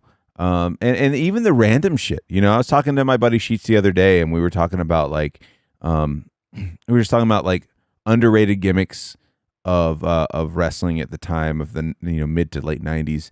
And I brought up to him, I was like, dude, the Brood, like the Brood, you know, giving people bloodbaths and just showing up, you know, before Edge and Christian were big, like, and they had Gangrel and all that stuff, like just showing up and all the lights going out and people just showing up like bathed in blood. Like, it had nothing to do with any other storyline out there. Except for, we don't have anything for these guys to do. Let's have the Brood go fucking give them a bloodbath so they can have a feud for a little while. And it's really fun to look back on that shit. Like, just the randomness, you know. One of the you know, we were talking about Dark Side of the Ring earlier, the New Jack episode, which I thought was fantastic. And I recently listened to you know, Crime in Sports. Yeah. The podcast. They did an episode New Jack recently, and they didn't watch the Dark Side of the Ring at all, so they've researched it all independently. But like the promos that he was doing at the time, like there was a thing of him doing a promo somewhere just after the whole OJ Simpson thing, and he basically came out to the ring and he said, I just want to give a shout out to my brother OJ. That's two less we've got to worry about in this like all white arena. Oh my in God. Alabama somewhere, probably. Oh my God. I mean, you can't, and again, you can never do that today, right? You can never get away with that today. But for its time, that was just like, wow. It's just fucking incredible, man. It's so good. Like, there's just so much shit that like you could never get away with again. Like, someone reposted some stuff from the Attitude Era the other day that I was like, holy shit. And it was post Attitude. It was Triple H giving Booker T shit. I don't know if you guys saw that, but he was just like, you know, a person like you could never be champ. Like, and you were kind of like, this is a really rough time for this to come out. Street thug. Right. Like, very much like it just, and the whole arc was he was talking about a person from WCW, but it's like, we know what commentary they were making right there. Like, it's like, we know Vince was in the background being like, let's make him pissed off kind of thing, you know? Say it. Say the word. Say it now. Do you know what it is though? In that Attitude Era, even the people that you were meant to hate, you liked in a way. Like, when I think back to the earlier 90s part, like, and I really enjoy them now if I go back and watch anything by them, but like, I hated like Rick Rude when he would just like address the crowd and like, you women want this body. I would hate, even though by far for me, one of the best wrestlers ever, Mr. Perfect. I used to think, what a smug prick. Yeah. But when you go back and watch it, you just think like, that's the work of a genius. Like, right. Everything he did. But in the Attitude Era, it was like, you wanted to still like them. Right. Unless it was Viscera. The fuck what I think of that piece of shit. Well, it was like the age of the anti-hero, wasn't it? Like, yeah, you know, the NWO were the bad guys, but they sold more T-shirts than everyone else combined. Like, still do. Scott Hall used to do is like, you know, who you're here to see, WCW or the NWO, and they get the biggest cheer like every week. Yeah. Like, and then they got Buff Bagwell and it went. Buff is the stuff, man. Come on. But I guess like culture around that time was all very much like kind of like Gen X was just finishing, and you were getting like, everything was all like counterculture, skateboarding, Marilyn Manson, new metal was just kicking off. Yeah. And for a lot of kids, like for a lot of nerdy kids, maybe it was almost cool to be an outsider for the first time. Yeah, I mean, I think that it was kind of a almost like a spear tip for that kind of thing, because now like nerd culture is something that is fully embraced. It has it has a complete backing. If you like comic books, then you have an entire gang of people on the internet that are with you, kind of thing. It was kind of a time where it's like it bridged that gap of like, all right, we like normal wrestling shit, and then there's also, here comes this outsider stuff. It is kind of weird. Like, I don't know if and it's hard to tell because it depends on what you're into. Like, I don't know if it was something that kicked off that kind of mentality, or if it would just happen to be in line with the mentality coming down. It's interesting because it's easy to take something and paint it and like be like, no, this is where outsiders started to be cool. Was like NWO, all that shit. People pushing back against the system. But you can go back and look at movies from the 70s and 60s that were just about horrible corporations doing shit. You brought up Rollerball earlier. That's what the movie was about. It was about corporations taking over and making the people less than them fight it out to the death in Rollerball. It's kind of crazy, man. Yeah. I just remember, my 16th birthday was in the year 2000, so it's like just kind of after the whole Sting and the leather trench coat thing. Right. And I made my parents buy me a leather trench coat for my 16th birthday.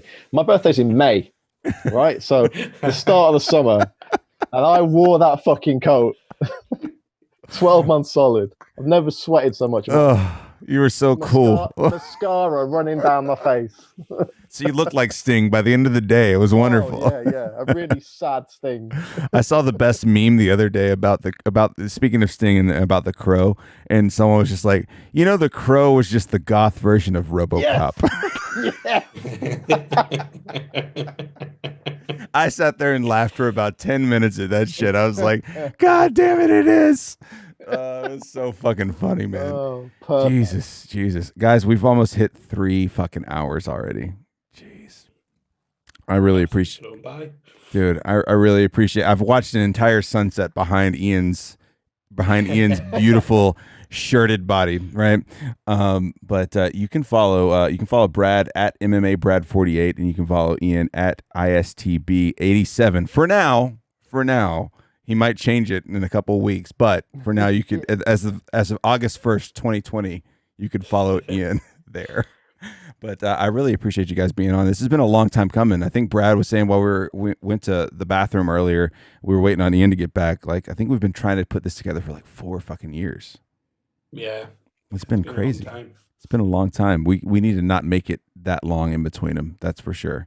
100%. But I appreciate you guys being on, and I would really appreciate doing this again because I had a lot of fun. And if things can calm down in the fucking world, we'll get together and have a fucking beer, and hopefully the world won't end in the meantime. The only thing I must say, though, I've noticed with all these Zoom calls, I've got a massive head. Got you. see what I set my. I know. Look at it. See, I do the trick of like putting the camera way away from my head so that it's just like it is the laptop's 2 meters away. He's yelling from across the room. Guys, I really appreciate it, man. It's been amazing. Brad, good luck coming up in September. I know you got some gigs coming up, so hopefully you have a good time, and maybe when you come out of it, we can sit down and chat and just figure out what that whole thing's like to live in the bubble of MMA for like a week or two. Love to. Ian, good luck this fall. I don't know what you got going on, but I hope it turns out well for you. Well, Brad doesn't know, but Cage Warriors have made me the 3rd man in the booth, so all that stuff he said earlier on is going to be I'm joking. I'm just taking each day as it comes at the moment. See what happens by fall. Ian's going to compare every fighter while he's commentating. He's going to be like, I was watching John Tenta the other night, and he needed all that leverage. He's like a young earthquake, brother. Guys, I appreciate it. I hope you have a good one. You can follow those two guys. I'll have their links up on lopezradio.com, and I'll also put any other links pertaining to what we were talking about up there as well. Maybe like the Dark Side of the Ring stuff. And if you guys send me that stuff you were talking about, the promos and shit like that, I'll put those up with the strategy guide as well, because I think that's just fucking hilarious. Anytime people fuck up with pro wrestling, it's just too fun. But you can follow the show at Lopez Radio, and of course lopezradio.com is where the show lives. Guys, have a good one, and we'll see you next time.